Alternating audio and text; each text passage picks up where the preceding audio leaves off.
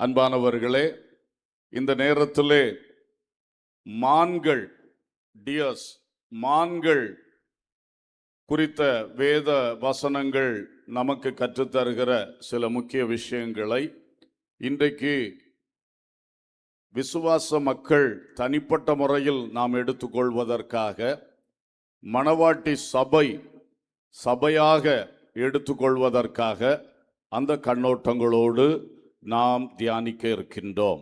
அல்லேலூயா, கர்த்தருக்கு மகிமை உண்டாகட்டும்.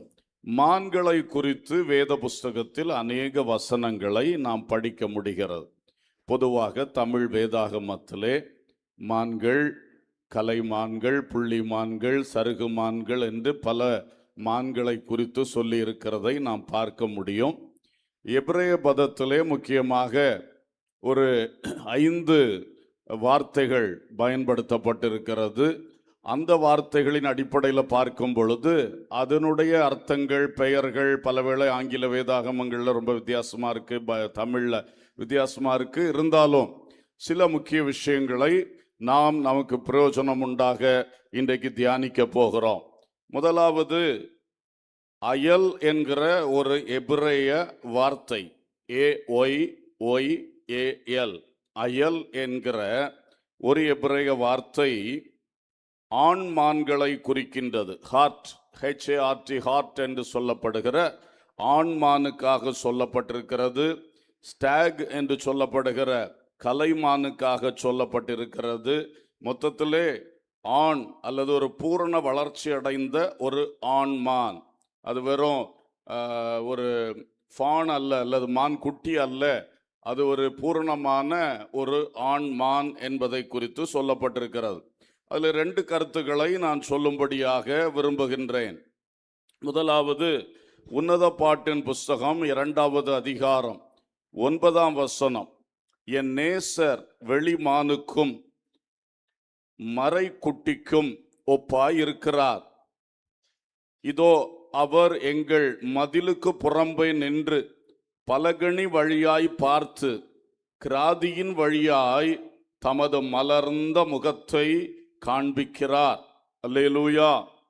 17ஆம் வசனம், என் நேசரே பகல் குளிர்ச்சியாகி நிழல் சாய்ந்து போகும் வரைக்கும் நீர் திரும்பி குன்றும் பிளப்புமான கண்மலைகளில் குதித்து வரும் கலைமானுக்கும் மறைகளின் குட்டிக்கும் சமானமாய் இரும்.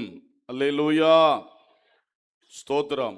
உன்னத பாட்டு 8:14, என் நேசரே தீவிரியும் கந்த வர்க்கங்களின் மலைகளின் மேலுள்ள வெளிமானுக்கும் மறைகளின் குட்டிகளுக்கும் சமானமாய் இரும். அல்லேலூயா. இது முக்கியமாக நேசரை குறித்து மணவாட்டி சொல்லுகிற அழகான வார்த்தை. இந்த வசனங்களை நாம் கவனிக்கும் பொழுது, அன்றைக்கு அந்த சூலமித்தியை கவர்ந்த நேசர், அவரை குறித்து அவள் ஒப்பிட்டு பேசும் பொழுது இந்த மானுக்கு சில விதமான மான்களுக்கு ஒப்பிட்டு பேசுகிறதை நாம் பார்க்கிறோம். அதனுடைய அர்த்தம் என்ன? நேசர் கிராதி வழியாய் தன் முகத்தை காண்பித்த உடனே அது இந்த மணவாட்டிக்குள்ளே ஒரு பூரிப்பை, அந்த ஈர்ப்பு சக்தி, அந்த கவர்ச்சி இந்த மணவாட்டியை, அவளுக்குள்ள ஒரு நல்ல தாக்கத்தை உண்டு பண்ணினதை அங்கே பார்க்கிறோம். ஆகவே அவள் சொல்லுகிறார், நீர் தீவிரித்து வாரும் என்று சொல்லி அழைக்கிறதை பார்க்கிறோம். ஸோ இங்கே நாம் பார்க்கிறோம், ஒரு மணவாளன் என்கிற அர்த்தத்திலே அந்த ஆண் மானை குறித்த ஒரு விளக்கம் இங்கே கொடுக்கப்பட்டிருக்கின்றது. முதலாவது, குடும்ப வாழ்வுக்காக ஒரு வார்த்தை சொல்ல விரும்புகிறேன். கர்த்தருக்கு ஸ்தோத்திரம். மனைவியரே, உங்கள் வாழ்விலே எப்பொழுதும் உங்களுடைய கண்களை கவருகிறவரும் உங்களுடைய மனதை கவருகிறவருமாக இருக்க வேண்டியவர் உங்கள் கைப்பிடித்த கணவர் மட்டுமே. அல்லேலூயா. இந்த காலங்களில் சோதனைகளும் போராட்டங்களும் ஏற்பட்டு ஒழுக்கக்கேடுகள், குடும்பம் பிரிகின்ற அனுபவங்கள் அதிகமாக இருக்கின்றபடியினாலே இதை வலியுறுத்தி சொல்ல வேண்டிய ஒரு காலகட்டத்தில் நாம் இருந்து கொண்டிருக்கின்றோம். அன்பர்களே, ஒருவனுக்கு ஒருத்தி, ஒருத்திக்கு ஒருவன், இது தேவனுடைய பிரமாணம். தள்ளிவிடுதலை நான் வெறுக்கிறேன் என்று அவர் மிக திட்டவட்டமாய் சொல்லி இருக்கிறார். நீ தள்ளிவிடக்கூடாது, தள்ளிவிடப்பட்டவளை நீ ஏற்றுக்கொள்ளவும் கூடாது என்று சொல்லும் பொழுது, இவ்வளவு ஞானமுள்ள தெய்வம், இவ்வளவு மன உருக்கம் நிறைந்த தெய்வம் இவ்வளவு கடினமாய் பேசியிருக்கிறார் என்று சொல்லும் பொழுது நாம் அதற்கு முக்கியத்துவம் கொடுக்கணும். அதனுடைய அர்த்தத்தை புரிந்து கொள்ள வேண்டும். தேவனுடைய ஒரு பெரிய திட்டமே ஒரு ஆதாமுக்கு ஒரு ஏவாள். அவர்கள் மூலமாய் தேவனுடைய மாபெரும் ரகசியங்களை மனுக்குலத்திற்கு கொண்டு வர வேண்டும் என்பதுதான். அந்த திட்டம் இன்றைக்கும் எல்லா ஆதாம்களுடைய வாழ்க்கைகளிலும் ஏவாள்களுடைய வாழ்க்கையிலும் தொடர்ந்து கொண்டே தான் வருகிறது. உலகத்திலே மனுக்குலம் பெருகி கொண்டு வரலாம், எண்ண முடியாத அளவுக்கு பெருகி இருக்கலாம். ஆனாலும் தேவனுடைய திட்டம் ஒருபொழுதும் சிதைக்கப்படுவதே இல்லை. அல்லேலூயா. ஆகவே நாம் நம்முடைய வாழ்க்கையிலே, கிறிஸ்துவின் சீடர்களாய் வாழுகிறவர்களுடைய வாழ்க்கையிலே கவனம் செலுத்த வேண்டும்.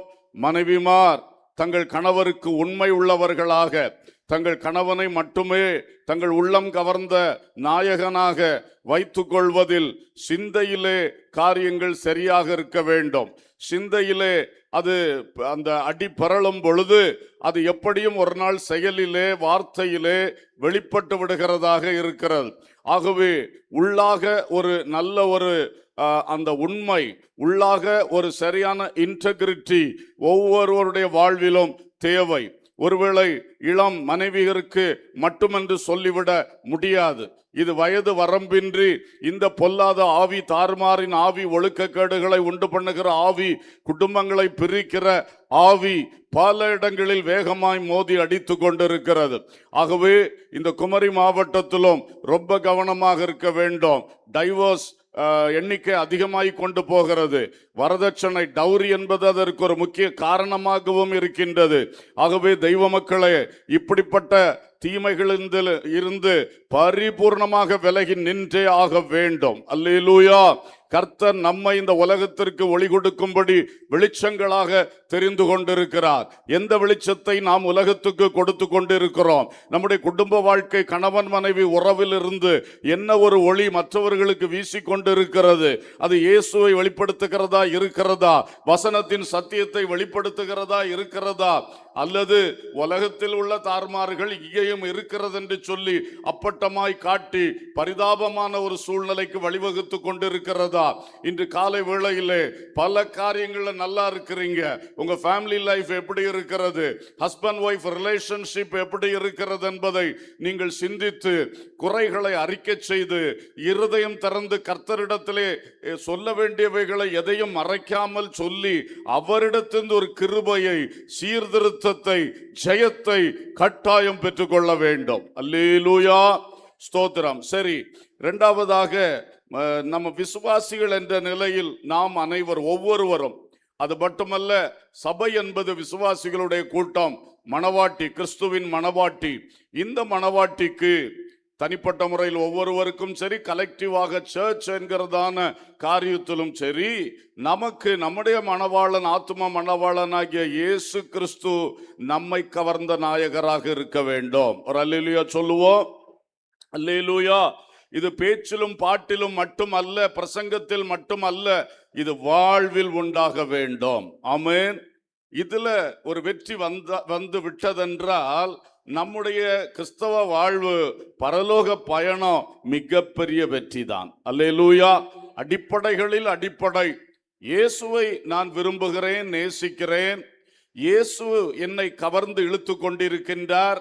அவருடைய அழகு, அந்த பூரணதை, அவருடைய சுபாவத்தின் பூரணதை, அவருடைய செயலின் பூரணதை, அவருடைய வார்த்தைகளின் பூரணதை, அது என்னை கவர்ந்து இழுத்து கொண்டிருக்கிறது.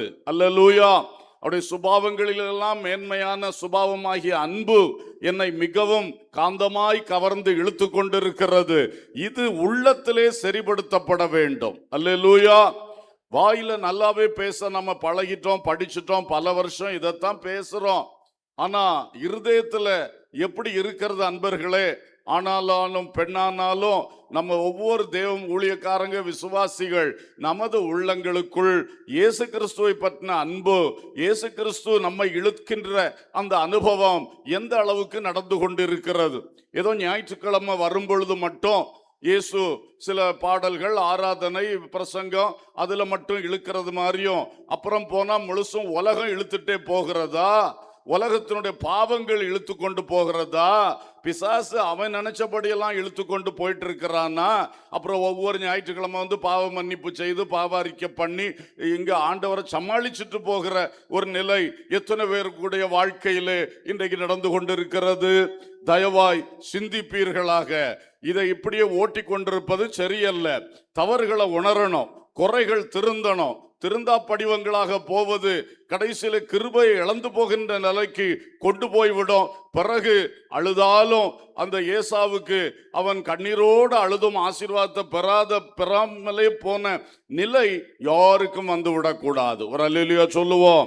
கர்த்தருக்கு ஸ்தோத்திரம். ஆகவே அன்பர்களே, நாம் எல்லாரும் இந்த தேவனால் இழுக்கப்பட்டவர்களாய், அவருடைய கல்வாரி அன்பினால் இழுக்கப்பட்டவர்களாய் நமது உள்ளம் அவரை நோக்கி தேடிக்கொண்டே இருக்கணும். அந்த மான்களை குறித்து சொல்லப்பட்ட இன்னொரு வார்த்தை சங்கீதம் 42 முதல் 2 வசனங்கள். மானானது நீரோடைகளை வாஞ்சித்து கதறுவது போல, தேவனே என் ஆத்துமா உம்மை வாஞ்சித்து கதறுகிறது. என் ஆத்துமா தேவன் மேல், ஜீவனுள்ள தேவன் மேலேயே தாகமாயிருக்கிறது. நான் எப்பொழுது தேவனுடைய சந்நிதியில் வந்து நிற்பேன்? ஒரு அல்லேலூயா சொல்லுவோமா? சேர்ந்து ஒருக்கா வாசிப்போமா? எல்லாரும் நம்முடைய ஒரு அறிக்கையாகவே வாசிப்போமா? மானானது நீரோடைகளை வாஞ்சித்து கதறுவது போல, தேவனே என் ஆத்துமா உம்மை வாஞ்சித்து கதறுகிறது. என் ஆத்துமா தேவன் மேல், ஜீவனுள்ள தேவன் மேலேயே தாகமாயிருக்கிறது. நான் எப்பொழுது தேவனுடைய சந்நிதியில் வந்து நிற்பேன்? அல்லேலூயா. இதுதான் மனவாட்டிக்கு உள்ள இருக்க வேண்டிய ஒரு பெரிய தேட்டம், ஒரு பெரிய ஏக்கம் என்று சொல்லலாம். ஹல்லேலூயா. ஒவ்வொரு விசுவாசியுடைய உள்ளத்திலும் இயேசு கிறிஸ்துவை பற்றி இத்தகைய ஒரு அன்பும் தேட்டமும் இருக்க வேண்டும். நாம் நேசிக்கிறவர்களோடு சமயம் செலவு பண்ணத்தான் நாம விரும்புவோம். அவங்கள்ட்ட பேசிட்டே இருக்க விரும்புவோம். அவங்களோடு நாம பேசிக்கொண்டே இருக்க விரும்புவோம். அவங்க பேசுறத நாம கேட்க விரும்புவோம். அவங்களுடைய ஃபெல்லோஷிப்ல, ஐக்கியத்துல, அவங்க பிரசன்ஸ்ல அவங்களோடு கூட இருப்பதை மிக மிக விரும்புவோம். அந்த ஸ்தானத்தில் இயேசு இருக்க வேண்டும். ஹல்லேலூயா. நம்முடைய கர்த்தர் இருக்க வேண்டும். சின்ன பிள்ளைகள் சரி, பெரியவர்களும் சரி, உங்களுடைய அந்த தேட்டம் தேவன் மேலேயே, தேவன் மேலேயே என்று சொல்லும் அந்த ஏகாரம் எப்பொழுதும் நம்மளை அவர் மட்டும்தான் என்கிறத குறிக்கிறது. ஹல்லேலூயா. தேவன் மேலே தேட்டமா இருக்கணும்னு சொன்னா, தேவன் மேலேயும் தேட்டமா இருக்கலாம், வேற எங்கேயும் தேட்டமா இருக்கலாம்னு ஒரு மாதிரி அந்த அர்த்தத்தை கொடுத்துறோம். ஆனா இவர் அழகா சொல்றாரு, என் ஆத்துமா தேவன் மேல், ஜீவனுள்ள தேவன் மேலேயே தாகமா இருக்கிறது. ஹல்லேலூயா. ஸ்தோத்திரம். ஆகவே இன்றைக்கு இது நமக்குள் சரிப்படுத்தப்பட வேண்டும். நம்ம ஒவ்வொருடைய உள்ளத்துக்குள் இது சரிப்படுத்தப்படணும். சபையிலே இது சரிப்படுத்தப்பட வேண்டும். சபையில் யார் கவர்ச்சி? கர்த்தர் இயேசு மட்டுமே சபையில் கவர்ச்சியாக இருக்க வேண்டும். அல்லேலூயா. நம்மை சபைக்கு கொண்டு வருவது ஏது? கர்த்தர் இயேசு. அல்லேலூயா. அவருடைய அன்பு என்னை இழுக்கிறது. அவர் பயில்காட்டி என்னை கொண்டு வருகிறார். இந்த அடிப்படை மாறும் பொழுது எல்லாமே மாறிடுது. பேசிக்கே அடி வாங்கி போகுது. பணம் கிடைக்கணும் அதுக்காக சபைக்கு, வியாதி சுகமாகணும் அதுக்காக சபைக்கு, பிசாசு தொந்தரவு மாறணும் அதுக்காக சபைக்கு, இல்லைன்னா கொஞ்ச நேரம் நிம்மதியா இருக்கும் போல இருக்கே போவோம். இப்படி பல பல காரணங்கள். ஆனால் கர்த்தரை தேடுகிற விசுவாசிகளாகிய நமக்குள்ள ஒன்றை சரிப்படுத்தி கொள்ளணும். நான் இந்த சபைக்கு வருகிறது தேவன் மேல் இருக்கிற தாகத்தினால். அல்லேலூயா. சண்டே ஸ்கூல் எடுக்கணும், எப்ப ஆராதனை முடிப்பாரு, சண்டே ஸ்கூல் தொடங்கும், அந்த தாகத்தோடு வருவதல்ல. முதல்ல தேவன் மேலே தாகம். அல்லேலூயா. அந்த தேவனுக்காக பிள்ளைகளுக்கு தேவனுடைய வார்த்தையை சொல்றேன், வாலிபர்களை நடத்துறேன், ஆத்துமாக்களை ஆதாயம் பண்ண போகிறேன். எல்லாமே இதிலிருந்து புறப்படட்டும். அல்லேலூயா. அந்த இடம் மிஸ் ஆகுது பலருக்கு. ஊழியம், ஆண்டவருக்காக செய்கிற காரியங்கள் அந்த இடத்தை எடுத்துருது. அதுதான் உள்ளத்துல சபைக்கு வரும்போது உங்க சிந்தனை எப்படி இருக்குன்னு யோசித்து பாருங்க. ஐயோ சண்டே ஸ்கூல் அப்படிதான் அடிக்குதா? சண்டே ஸ்கூல் நமக்கு ரொம்ப முக்கியம். ஆனா சபைக்கு வரும்போது இயேசு இயேசு இயேசு என்று எத்தனை பேருடைய உள்ளம் துடிக்கிறது? அல்லேலூயா. அது இல்லைன்னா இன்னைக்கு சரிப்படுத்துவோம். இல்லை சபைக்கு வந்துட்டா நான் வழக்கமாக உட்கார்ற இடம் கிடைக்குமா? வேற யாராவது உட்கார்ந்துருவாங்களா? அந்த சேர் போயிருமா? இது எவ்வளவு ஒரு அற்பமான இதில் திரும்பிட்டு பார்த்தீங்களா? நோக்கங்கள், சிந்தைகள் அப்படி இருக்கக்கூடாது. இன்னைக்கு ஒரு சான்ஸ் கிடைக்குமா எனக்கு அதை சொல்றதுக்கு, இதை சொல்றதுக்கு, இல்லைன்னா அங்கே பாடுறதுக்கு, ஏதாவது ஒரு சான்ஸுக்காக? இப்படி அல்ல. எல்லா காரியத்தை விட்டு ஜீவனுள்ள தேவன் மேலேயே என் ஆத்துமா தாகமா இருக்கிறது. ஆமென், அல்லேலூயா. எத்தனை பேருக்கு இது எனக்கு வேணும்னு தோணுது? ஆமென். தோணுச்சுனாலே இன்னைக்கு வெற்றி வரும். அல்லேலூயா. நம்ம அட்ஜஸ்ட் பண்ணக்கூடாது. குற்றத்தை ஆண்டவர்ட்ட தெளிவா தவறுகளை அறிக்கை பண்ணி திருந்தும் பொழுது தானா அந்த ஊற்று திறக்கும். அல்லேலூயா. தாகமா இருங்கள், ஏக்கமா இருங்கள். சபையில் ஊழியக்காரலாம் அப்படித்தான். வேற எதையும் ஒரு அட்ராக்ஷனா வச்சு மக்களை கூட்டிட கூடாது. வேற எதையும் ஒரு உலகப் பொருளையோ, உலகத்தில் மக்கள் விரும்புகிற சில விஷயங்களையோ அதை வச்சு மக்களை இழுக்கலாம். இது அந்த சபையில் நடக்கு. இங்கேயும் நம்மளும் செஞ்சுட்டா நம்மளுக்கும் 4 ஆத்துமாக்கள் கூட வருவாங்க. அந்த லைனுக்கே நம்ம சிந்தனையே போயிடக்கூடாது. அல்லேலூயா. இயேசுவை எவ்வளவு நான் உயர்த்தி காட்ட முடியும், இயேசுவுக்காக நான் வாழ்ந்து காட்ட முடியும், எவ்வளவு தூரம் இயேசுவை பிரசங்கிக்க முடியும், அவருடைய சத்தியத்தை மக்களுக்கு நான் எடுத்துரைக்க முடியும். இயேசு இயேசு இயேசு என்கிறதுல நம்ம அவரை தூக்கி பிடித்தா அவர் சகலரையும் இழுத்து கொள்ளுவார். அல்லேலூயா, அல்லேலூயா. கர்த்தர் அவர் உயர்ந்திருக்கும் பொழுது அவர் சகலரையும் என்ன செய்வார்? தன்னண்டை இழுத்துக்கொள்வான். சொன்னது மாதிரி சிலுவையில் உயர்த்தப்பட்ட இயேசு அவர் எல்லாரையும் இழுத்துக்கொள்ளுவார். ஹல்லேலூயா. பாவிகளையும் இழுத்துக்கொள்ளுவார் இயேசு கிறிஸ்து. பரிசுத்தமாய் இருக்கிறவர்களையும் தம்மண்டை இன்னும் இன்னும் இழுத்துக்கொண்டே இருப்பார். ஆமென். அவரை உயர்த்தி பிடிக்கணும். பவுல் அதான் சொல்லுவார், சிலுவையில் அறையப்பட்ட கிறிஸ்துவ இல்லாமல் வேற என்ன பிரசங்கம் எனக்கு இருக்கு அப்படிம்பார். புரியுதா? அதுதான். அதனால என்னைக்கும் இயேசுவை பற்றின பிரசங்கம் அப்படி இந்த வார்த்தையை நான் சொல்லல. இயேசுக்குள்ள உள்ளதான் இது எல்லாமே அடங்கி இருக்கு. முழு சத்தியமும் பரலோகமும் நம்முடைய பூலோகத்தின் ஆவிக்குரிய வாழ்க்கை எல்லாம் இயேசுல தான் அடங்கி இருக்கு. அவர் தான் சென்டர் பாயிண்ட். ஸோ அந்த மணவாளனைத்தான் பிதா நமக்காக தந்திருக்கிறார். அவர் மேலேயே நோக்கமாய் இருப்போம். ஹல்லேலூயா. இன்னும் விளக்கி சொல்ல விருப்பம் உண்டு, ஆனால் இங்கே நான் நிறுத்துகிறேன். அன்பர்களே, தயவாக எந்த விஷயத்திலும் நீங்கள் இந்த உலகத்தின் காரியத்தை தூக்கி முன்ன வச்சிடாதீங்க, மாம்சத்தின் காரியங்களை தூக்கி முன்ன வச்சிடாதீங்க. அதுக்கு நேரா ஒரு தேட்டம், நாட்டம், இயக்கம் வந்துடவே கூடாது. உடனுக்குடன் அதை சரிப்படுத்தி இயேசுக்காக செய்கிறேன், இயேசுவை நோக்கி ஓடுகிறேன், இயேசுக்காக தான் சபைக்கு போகிறேன், இயேசுக்காக தான் ஊழியம் செய்கிறேன், இயேசுக்காக பாட்டு பாடுறேன், இயேசுக்காக இன்ஸ்ட்ருமெண்ட் வாசிக்கிறேன், இயேசுக்காக ஒரு சாட்சி சொல்கிறேன். எல்லாத்துலேயும் இயேசுவை உயர்த்துங்கள். உங்களை உயர்த்தாதிருங்கள். வேறு எந்த மாம்சத்தையும் உயர்த்தாதிருங்கள். எந்த பொருட்களையும் முன்னிறுத்தாதிருங்கள். இயேசு மேலே ஆசையாய் இருப்பீர்களாக. அல்லேலூயா, அல்லேலூயா, அல்லேலூயா. சொல்லாதவர்களும் ஒருக்கா சொல்லுங்க. ஆமென், க்ளோரி, ஹல்லேலூயா. மான்கள் நீரோடை வாஞ்சித்து கதரும் போல் தேவனே, எந்தன் ஆத்துமா உம்மையே வாஞ்சித்து கதறுதே. மான்கள் நீரோடை வாஞ்சித்து கதரும் போல் தேவனே, எந்தன் ஆத்துமா உம்மையே வாஞ்சித்து கதறுதே. தஞ்சமே நீர், அடைக்கலம் நீர், கோட்டையும் நீர், என்றும் காப்பீர். தஞ்சமே நீர், அடைக்கலம் நீர், கோட்டையும் நீர், என்றும் காப்பீர். தேவன் மேல் ஆத்துமாவே தாகமாயிருக்கின்றதே.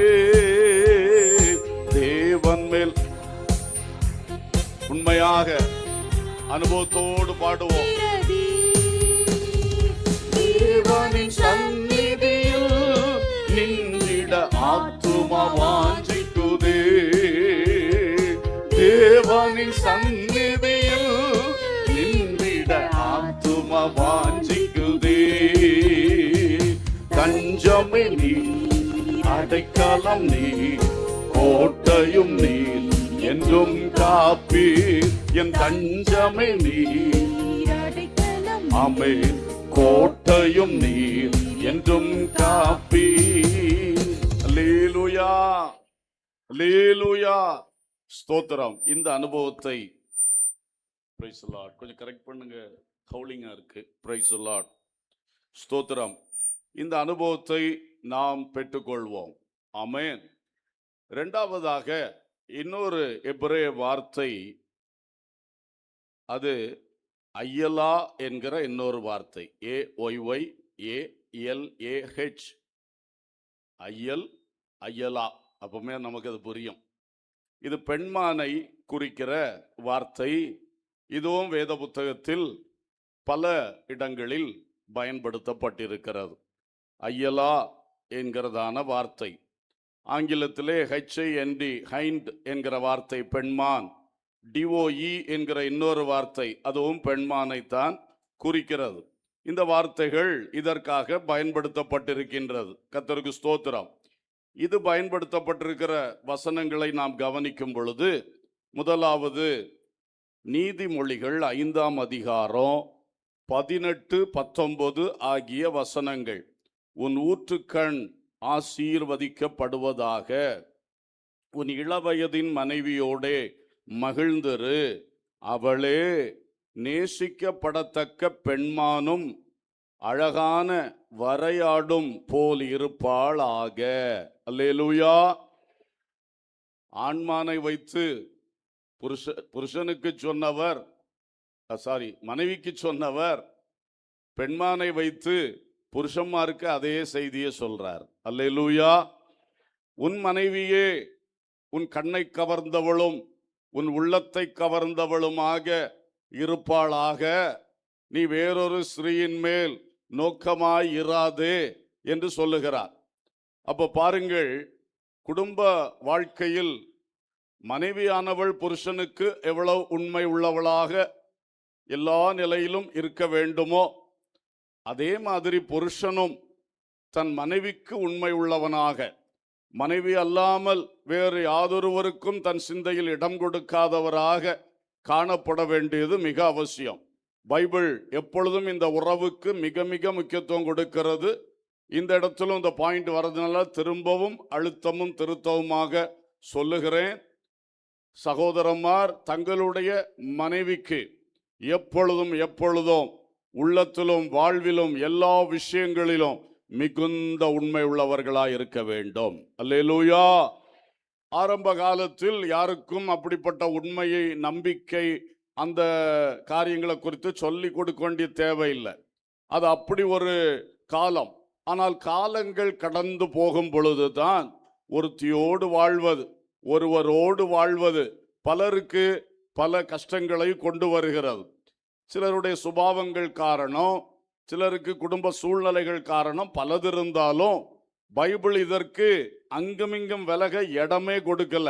நீ கைப்பிடித்த கணவனோடு கடைசி வரை வாழணும், கைப்பிடித்த மனைவியை வைத்து கடைசி வரைக்கும் வாழணும். அதுல அந்த பக்கம் இந்த பக்கம் விலகிறதுக்கு இடமே பைபிள் கொடுக்கல.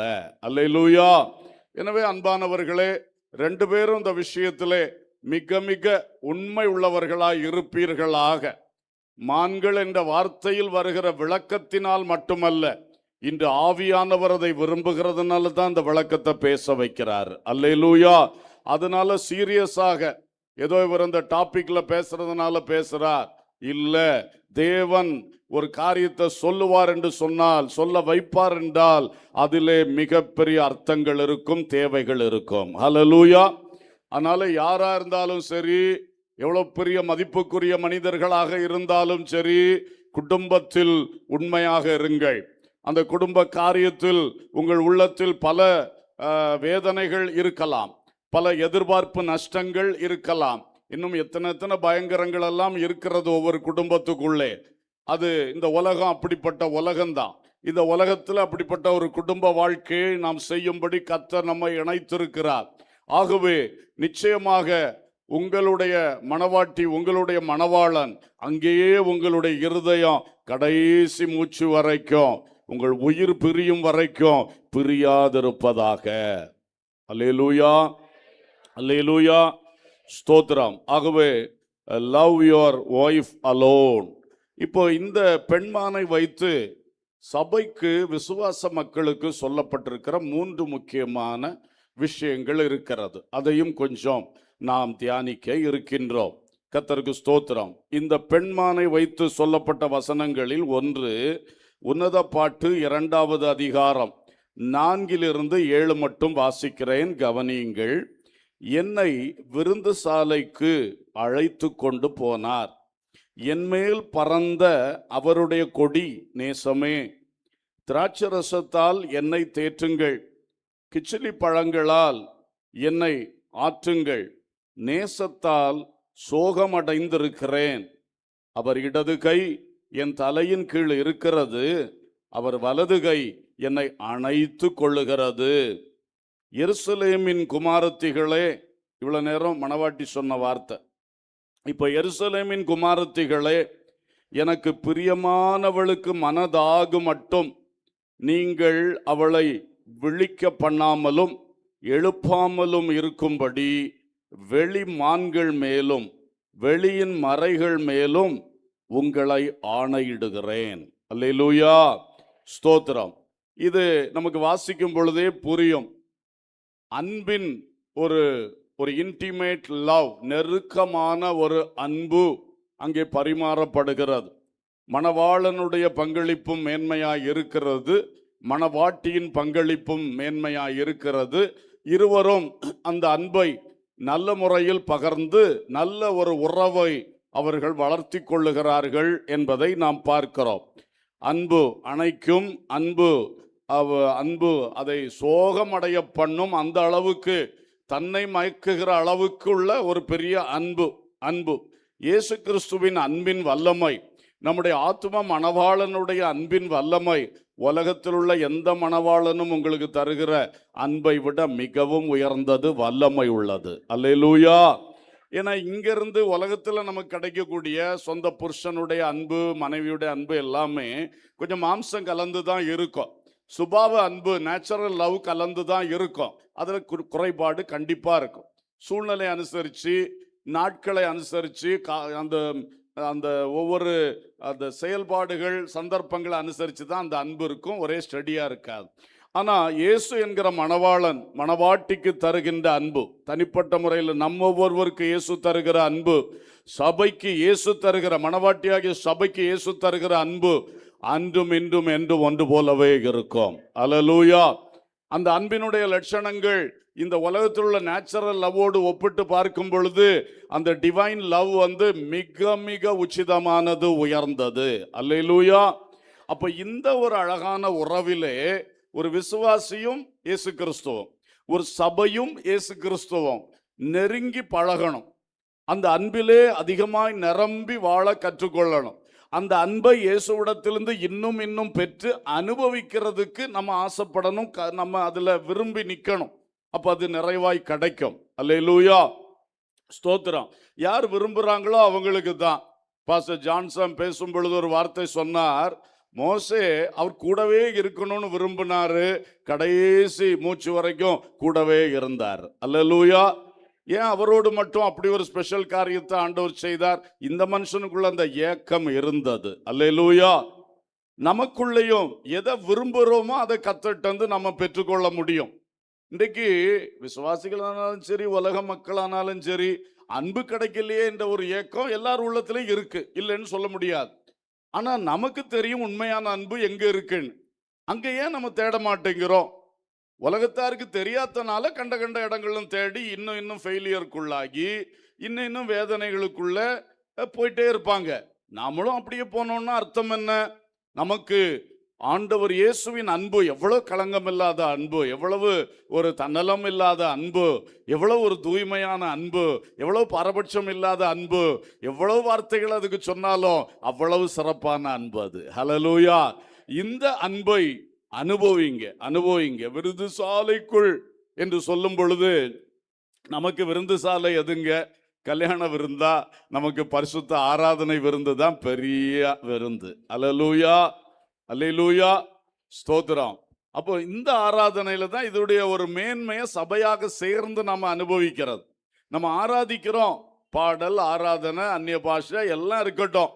பட் அது it should be filled with the love of Jesus. அல்லேலூயா.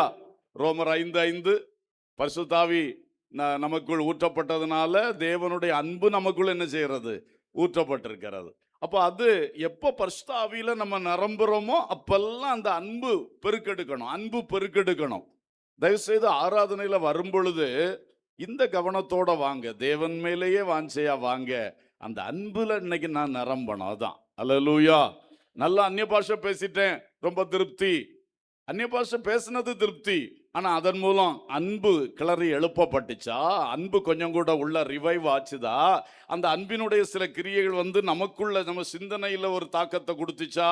ஒரு நல்ல மாற்றத்தை கொண்டு வந்துச்சா? நம்முடைய உணர்ச்சிகள்ல கெட்ட உணர்ச்சிகளை கட்டுப்படுத்தி இந்த நல்ல உணர்ச்சிகள் எழும்புறதுக்கு ஒரு கிரியை உண்டாயிற்றா? நம்ம ஆவியில தன்மைகளுக்குள்ள இந்த அன்பினால நிரப்பப்படும் பொழுது என்ன மாற்றம் வந்துச்சு? இது ஒரு தொடுதலும் இல்லாம வெறும் அந்நிய பாஷையை பேசி சத்தம் போட்டுட்டு போனா எப்படிங்க? அதனால ஆவியில் நிரம்புகிறோம் என்று சொன்னால் தேவனுடைய அன்பில் நிரம்புகிறோம். அல்லேலூயா. அதோடு கூட தெய்வ சந்தோஷம், தெய்வ சமாதானம் எல்லாம் இருக்கு. பேசிக் தேவனுடைய அன்பு. அந்த அன்பு தான் அந்த விருந்து சாலைக்குள்ள நம்ம வரணும். அவர் நம்மை அணைப்பார், அவர் நம்மளோடு கூட இருப்பார். அவரோடு இதுவரைக்கும் அவரை அறிந்ததை பார்க்கிலும் கொஞ்சம் கூட அன்னைக்கு நம்ம அறிந்து கொள்ளுவோம். அல்லேலூயா. சீஷர்கள் இயேசுவோடு கூட இருந்தாங்க, அவரோடு கூட யாத்திரை பண்ணாங்க, அவரோடு கூட சாப்பிட்டாங்க, அவரோடு கூட தூங்குனாங்க, எழும்புனாங்க, எல்லாம் செஞ்சாங்க. அன்னைக்கு கலிலேயா கடல்ல ஆண்டவர் இறையாதே அமைதலாருன்னு சொல்லிட்டு காற்றையும் கடலையும் அதட்டினோன்னு அவங்க வாய் திறந்து சொல்றாங்க, இவர் யாரோ? இவர் அவ்வளோ ஆச்சரியப்பட்டு போனா. இந்த ஒரு ஆஸ்பெக்ட் அவர்கிட்ட இருக்குன்னு எங்களுக்கு தெரியாம போச்சே. இப்போதானே தெரியும் நம்ம யாரோட பயணிச்சுட்டு இருக்கோம், அவர் யார். அன்றைக்கு அவர் ஒரு புதிய காரியத்தை அவங்களுக்கு தம்மை பற்றி வெளிப்படுத்தினார். இதே மாதிரி நம்முடைய தனிப்பட்ட தனி ஜபங்களும் சரி, குடும்பமா ஆண்டவர் ஆராதிக்கிற ஜபங்களும் சரி, சபையா கூடி வந்து ஆராதிக்கிறதிலும் இந்த நல்ல எதிர்பார்ப்பு. இன்னைக்கு நம்முடைய உள்ளங்கள் டியூன் ஆயிருச்சுன்னா நம்ம வாழ்க்கையில ரொம்ப பிரயோஜனம் வரும். அல்லேலூயா. இதுல தேவனை பார்த்து ஏங்குகிற ஒரு ஏக்கம், தேவனுடைய அன்புக்கா, இயேசு கிறிஸ்துடைய மணவாளனுடைய அன்பு அன்பு அன்பு என்று சொல்லி அந்த அன்பு நிரப்பிருச்சுன்னா மன்னிக்கிறதுனா இவ்வளவு ஈஸியா இருக்கும். பார்த்தீங்களா? இன்னைக்கு இவ்வளவு ஆவியில நிரம்பியும் ஒரு ஆளை மன்னிக்க முடியலன்னா என்ன பிரச்சனை? ஆவியில நிரம்புறீங்கன்னு சொல்றீங்களே தவிர உண்மையா தேவ ஆவியில நிரம்பல்ல. நான் சொன்ன தப்பா எடுத்துறாதீங்க தயவு செய்து. ஏன்னா உண்மையா அன்பு ஆவியில நிரம்பினா அன்புல நிரப்பி இருப்பீங்களே, தேவனுடைய அன்புல. அந்த தேவனுடைய அன்புல மன்னிப்பு இருக்குதே, சகிப்புத்தன்மை இருக்கிறது, பொறுமை வருமே, நற்சுபாவங்கள் எல்லாமே வருமே. பூரண சர்க்குணத்தின் கட்டாகிய அன்பு. எல்லா சர்க்குணங்களுடைய பேக்கேஜ் தாங்க அன்பு. அதனால இன்னைக்கு அதுல கவனம் செலுத்துங்க. விருந்து சாலைக்குள் அழைத்து கொண்டு போனவர், ஆமேன், அவருடைய அன்பினால நிரப்புகிறார். அப்ப நான் இப்படி சொல்ல விரும்புறேன், conceiving divine goods in the divine love and relationship with the Lord. கொஞ்சம் இந்த வார்த்தையை கொஞ்சம் கவனிங்க. conceiving divine goods, நமக்குள் தெய்வீக நன்மைகளை கருத்தரித்தல், அல்லது நமக்குள் தேவனுடைய தெய்வீக நன்மைகள் உருவாகிறது. எதுல உருவாகுது? ஒரு கணவன் மனைவி அன்பின் உறவிலே குழந்தை உருவாகிறது மாதிரி நமக்கும் இந்த ஆத்தும மணவாளன் இயேசுவுக்கும் உள்ள இந்த அன்பிலும் உறவிலும் நமக்குள்ள பல தெய்வீக விஷயங்கள் உருவாகிறது, கன்சீவ் ஆகிறது. இதைத்தான் இது காட்டுது. அந்த ரிலேஷன்ஷிப், அந்த மணவாட்டி சொன்னது அந்த மாதிரி ஆகும். அப்போ நீங்க இதை புரிந்து கொள்ளணும். ஸ்பிரிச்சுவலா நம்ம எடுத்துக்கொள்ளும் பொழுது இயேசுவோடு எவ்வளவு அன்பின் உறவு, ஒரு இன்டிமசி, நெருக்கமான உறவு நம்ம பழகிறோமோ அதுல நமக்கு நம்மிடத்துல இல்லாத புதிய காரியம் நமக்குள்ளே உருவாகும். ஒரு அல்லேலூயா சொல்லுவோம். அல்லேலூயா. கண்டிப்பா தெய்வீக விஷயங்கள் நமக்குள்ள உருவாகும். அழியாத அந்த காரியங்கள் நமக்குள்ள. இது என்னன்னா, அழிந்து போகிற மனுஷன் இல்ல, நம்ம மாம்சத்துல இருக்கிறோம். ஆனா அந்த ஸ்பிரிச்சுவல் திங்ஸ் நமக்குள்ள ஒன்னொன்னா உருவாக ஆரம்பிக்கும். அல்லேலூயா. நம்ம எப்பொழுதும் இயேசுவோட பழகி பழகி, ஆராதனையில மட்டும் இல்ல, அதை நான் சொன்னனால அதுல மட்டும் நினைக்க கூடாது. நடக்கும் பொழுதும் இருக்கும் பொழுதும் எப்பவுமே இயேசுவோட பேச பழகணும். அப்படி அந்த உறவை நல்லா மெயின்டைன் பண்ணிட்டோம்னா பாருங்க, அவர் நமக்கு என்ன திட்டமிட்டு இருக்கிறார் அதெல்லாம் நம்மளுக்குள்ள கரெக்டா உருவாயிட்டே இருக்கும். அல்லேலூயா.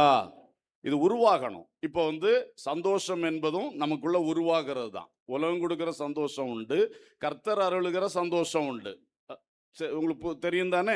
சமாதானமும் அப்படித்தான். உலகம் தருகிற சமாதானம் உண்டு, கர்த்தர் நமக்கு தருகிற சமாதானம் உண்டு. எந்த விஷயமும் அன்பு உருவாகிறது, சுபாவங்கள் உருவாகிறது. அடுத்தது நல்ல விருப்பத்தையும் செய்கையையும் கர்த்தர் நமக்குள்ள என்ன செய்யறாராம், உருவாக்குகிறார். அல்லேலூயா. அப்போ தேவன் நம்ம கொண்டு என்ன செய்ய விரும்புறார், அதுகளை நமக்குள்ள ஒரு ஆசையா விருப்பமா உருவாக்குறது. அது எல்லாமே இந்த ரிலேஷன்ஷிப்ல தான் வரும். இந்த மணவாளன் மணவாட்டி உறவு எவ்வளவு நன்றா இருக்குதோ, எவ்வளவு தொடர்ச்சியா இருக்கிறதோ, இடைவெளி விடாம அந்த உறவு இருக்கணும், நன்றாக இருக்கணும், ஒரு தடையே இருக்கக்கூடாது. அப்படி நம்ம பழக பழக நமக்குள்ள முதல்ல சொன்ன மாதிரி சுபாவங்கள், நற்சுபாவங்கள், தெய்வீக சுபாவங்கள் உருவாகும். அடுத்து நம்மை கொண்டு என்ன செய்ய விரும்புறார், அந்த கரெக்டான ஆசை விருப்பங்கள் நமக்குள்ள கன்சீவ் ஆகும். ஒரு அல்லேலூயா சொல்லுவோம். புரியுதானே நான் சொல்றது? இந்த ஒரு எதிர்பார்ப்போடு இருக்கணும். நமக்கு மாம்சத்துல பல விருப்பம் இருக்கும். அவரை பார்த்தோன்னு ஒரு ஆசை வந்துடும், அங்க போனோன்னு ஒரு ஆசை வந்துடும்.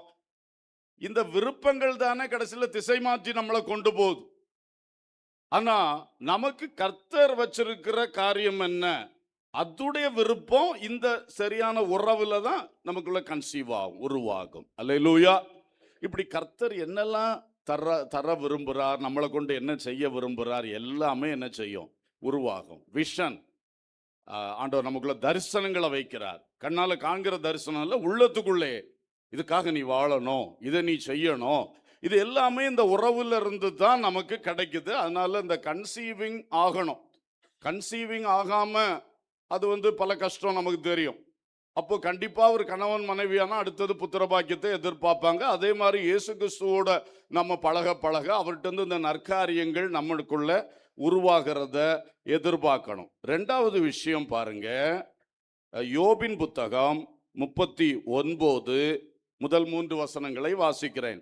வரையாடுகள் ஈனும் காலத்தை அறிவாயோ, மான்கள் குட்டி போடுகிறதை கவனித்தாயோ, அவைகள் சினைப்பட்டு இருந்து வருகிற மாதங்களை நீ எண்ணி அவைகள் ஈனும் காலத்தை அறிவாயோ, அவைகள் நொந்து குனிந்து தங்கள் குட்டிகளை போட்டு தங்கள் வேதனைகளை நீக்கிவிடும். ஒரு அல்லேலூயா சொல்லுவோம். அப்போ ஃபர்ஸ்ட் கன்சீவிங், அடுத்தது இப்ப டெலிவரி. கன்சீவ் ஆனது ஒரு நாள் என்ன செய்யணும், டெலிவரி ஆகணும். அது டெலிவரி ஆகாம இருந்துட்டாலும் பெரிய பிரச்சனை தான். அப்போ நமக்குள் எது உருவாகுதோ அது உள்ளுக்கு இருந்த அந்த ஒரு பூர்ணமான வளர்ச்சியை பெற்று அது அடுத்தது வெளியே வரணும். ஒரு சந்தோஷமானாலும் சமாதானமானாலும் ஒரு நல்ல விருப்பமானாலும் எல்லாமே கர்த்தர் நமக்குள்ள விதைச்சு வளர்த்துவார் இந்த உறவிலே. அப்ப அந்த உறவிலே அது வளருகிறது, அது ஒரு பூரணத்தை அடையும் பொழுது நம்ம வாழ்க்கையிலிருந்து அது வெளிப்பட ஆரம்பிக்கும். ஒரு அல்லேலூயா சொல்லுவோம். அல்லேலூயா, ஸ்தோத்திரம். மணவாளனோடு உள்ள இந்த உறவிலே அது ரொம்ப முக்கியம். அந்த டெலிவரி நமக்கு நடக்கணும். இப்போ உதாரணமாக, vision to be delivered as mission. ஒரு தரிசனத்தை உள்ளத்துல கொடுத்தார், அது ஒரு கருவாக நமக்குள்ள உருவாயிச்சுன்னா ஒரு நாள் அந்த தரிசனத்தின்படி சில செயல்பாடு, மிஷன், ஒரு ஊழியம் அல்லது ஒரு திட்டம் நமக்கு வெளியே செய்ய ஆரம்பிக்கிறோம். இது இன்னைக்கு வெளியே தெரியுது, ஆனா இது கொஞ்ச காலத்துக்கு முன்னால அந்த முக்கியமான சம்பந்தப்பட்ட மனுஷனுடைய உள்ளத்திலே உருவான தரிசனம். அல்லேலூயா. இப்படி தரிசனங்கள் கர்த்தர் உருவாக்குகிறது. அந்த கரு சரியாக வளர்ந்துச்சுன்னா அந்த மனுஷனை கொண்டு, அந்த மனுஷியை கொண்டு, அல்லது குடும்பத்தை கொண்டு, அந்த சபையை கொண்டு அந்த தரிசனம் ஒரு திட்டமாக செயல்படுத்தப்படும். அதான் டெலிவரி ஸ்டேஜ். ஹல்லேலூயா. புரியுதா? ஒரு அல்லேலூயா சொல்லுவோம். ஆமென். ஸ்தோத்திரம். சில thoughts will be delivered as actions. சில சிந்தைகள், இந்த விருப்பங்கள், ஆசைகள், சில சிந்தைகள் ஆண்டவர் நம்மளுக்குள்ள தருகிறார் இல்லையா? இது உள்ள இருந்து வளரும். அதை ஆண்டவர்ட்ட அடிக்கடி பேசிட்டே இருப்போம், அவரும் நம்மளுக்கு அதை பற்றி பேசிட்டே இருப்பார். அதுதான் அந்த கரு உருவாகிற ஸ்டேஜ். அது ஓரளவு பூரணப்படும் பொழுது கர்த்தர் குறித்த வேளையில் அது ஒரு ஆக்ஷன், ஒரு செயலாக வெளிப்பட ஆரம்பிக்கும். அல்லேலூயா. ஸ்தோத்திரம். இதே மாதிரி கர்த்தர் நமக்குள் உருவாக்குகிற நன்மைகள் பல விஷயங்கள் இருக்கிறது. நன்மைகள் ஒவ்வொன்றும் நமக்குள்ள அவர் உருவாக்கி அதை சமுதாயத்துக்கு, சபைக்கு, குடும்பத்துக்கு பயன்படுத்தும்படி ஏற்ற காலத்தில் வெளிப்படுத்துவார். அல்லேலூயா. அல்லது வெளிப்பட செய்வார். அல்லேலூயா. ஸ்தோத்திரம். இதை நீங்க நல்லா, அப்பதான் நம்ம ஒரு ஃப்ரூட்ஃபுல் பிலீவரா இருப்போம். இன்னைக்கு நிறைய பேர் இத்தனை வருஷமா நான் சொல்றத வருத்தமா எடுக்க கூடாது, நம்ம திருந்தி நல்லா இருக்கணும்னு சொல்லதான் கட்டுக்கட்டுன்னு சொல்லுவேன். அப்போ நம்ம இத்தனை வருஷம் விசுவாசியா இருக்கிறோமே, நம்ம கிட்ட இருந்து எது வெளிப்பட்டது? எந்த நன்மை வெளிப்பட்டது? நம்ம குடும்பத்துக்கு நம்மளால என்ன கிறிஸ்துக்குள்ளான நன்மை வருது? நித்தியத்துக்கான நன்மை என்னெல்லாம் வருது? நம்ம சபைக்காக என்ன நமக்குள்ள இருந்து வெளிப்பட்டு கொண்டு இருக்கிறது? நம்ம வாழுகின்ற இந்த சமுதாயம் எவ்வளோ மோசமா போயிட்டு இருக்கு காலம் போக போக. அப்ப ஏன் அதுக்கு நம்மகிட்ட இருந்து ஒரு நன்மை சரியா வெளிப்பட முடியல? இதையெல்லாம் நம்ம சிந்திச்சு, நான் இயேசுவை இன்னும் அதிகமா ஏங்கணும், தேடணும். அதோடு கூட அவருடைய அன்பின் உறவிலே நான் இன்னும் திளைக்க வேண்டும். அதனால் எனக்குள் அவர் உருவாக்குகிறது வெற்றியாக வெளியே வருவதற்கு உதவி செய்வார். அல்லேலூயா. இப்போ இவாஞ்சலிசம், இந்த நற்செய்தி ஊழியம், நிறைய விஷயம் எல்லாமே அப்படித்தான். இதை சில எக்ஸாம்பிள் சொல்றேன். நற்செய்தி ஊழியம் எப்படி வரும்? எனக்குள் ஆத்தும பாரத்தை அவர் உருவாக்கணும். எனக்குள் இந்த சுவிசேஷத்தை பற்றி அறியாத மக்களுக்கு உரைக்கணுமே என்கிறத அவர் உருவாக்கணும். அவர் உருவாக்குனா அது பூரணப்பட்டு வெளிப்படும். பாருங்க, அந்த ஆள் நற்செய்தி அறிவிப்பதை யாராலும் தடுக்க முடியாது. அல்லேலூயா. ஏன்னா அவருக்குள் உருவான தரிசனம் அது ஊழியமா வந்தது. மற்றபடி சிலர் எல்லாம் தள்ளி தள்ளி தள்ளி தள்ளி சிலருக்கு என்னன்னா, I should do any endure for காட்னு இருக்கும். ஏதாவது ஒன்று செய்யணும், ஏதாவது ஒன்று செய்யணும்னு. ஏதாவது ஒன்று எல்லாரும் செய்கிறது நல்லது தான். ஆனால் எனக்கு நியமிக்கப்பட்டதை செய்வது எவ்வளவு மேன்மை உள்ளது. அல்லேலூயா. அதுக்கு இங்கே கரு உருவாகி அது டெலிவரி ஆகணும். அப்போ அது ஒரு பெரிய வெற்றியாக இருக்கும். தேவ நோக்கங்கள் அதில் நிறைவேறும்.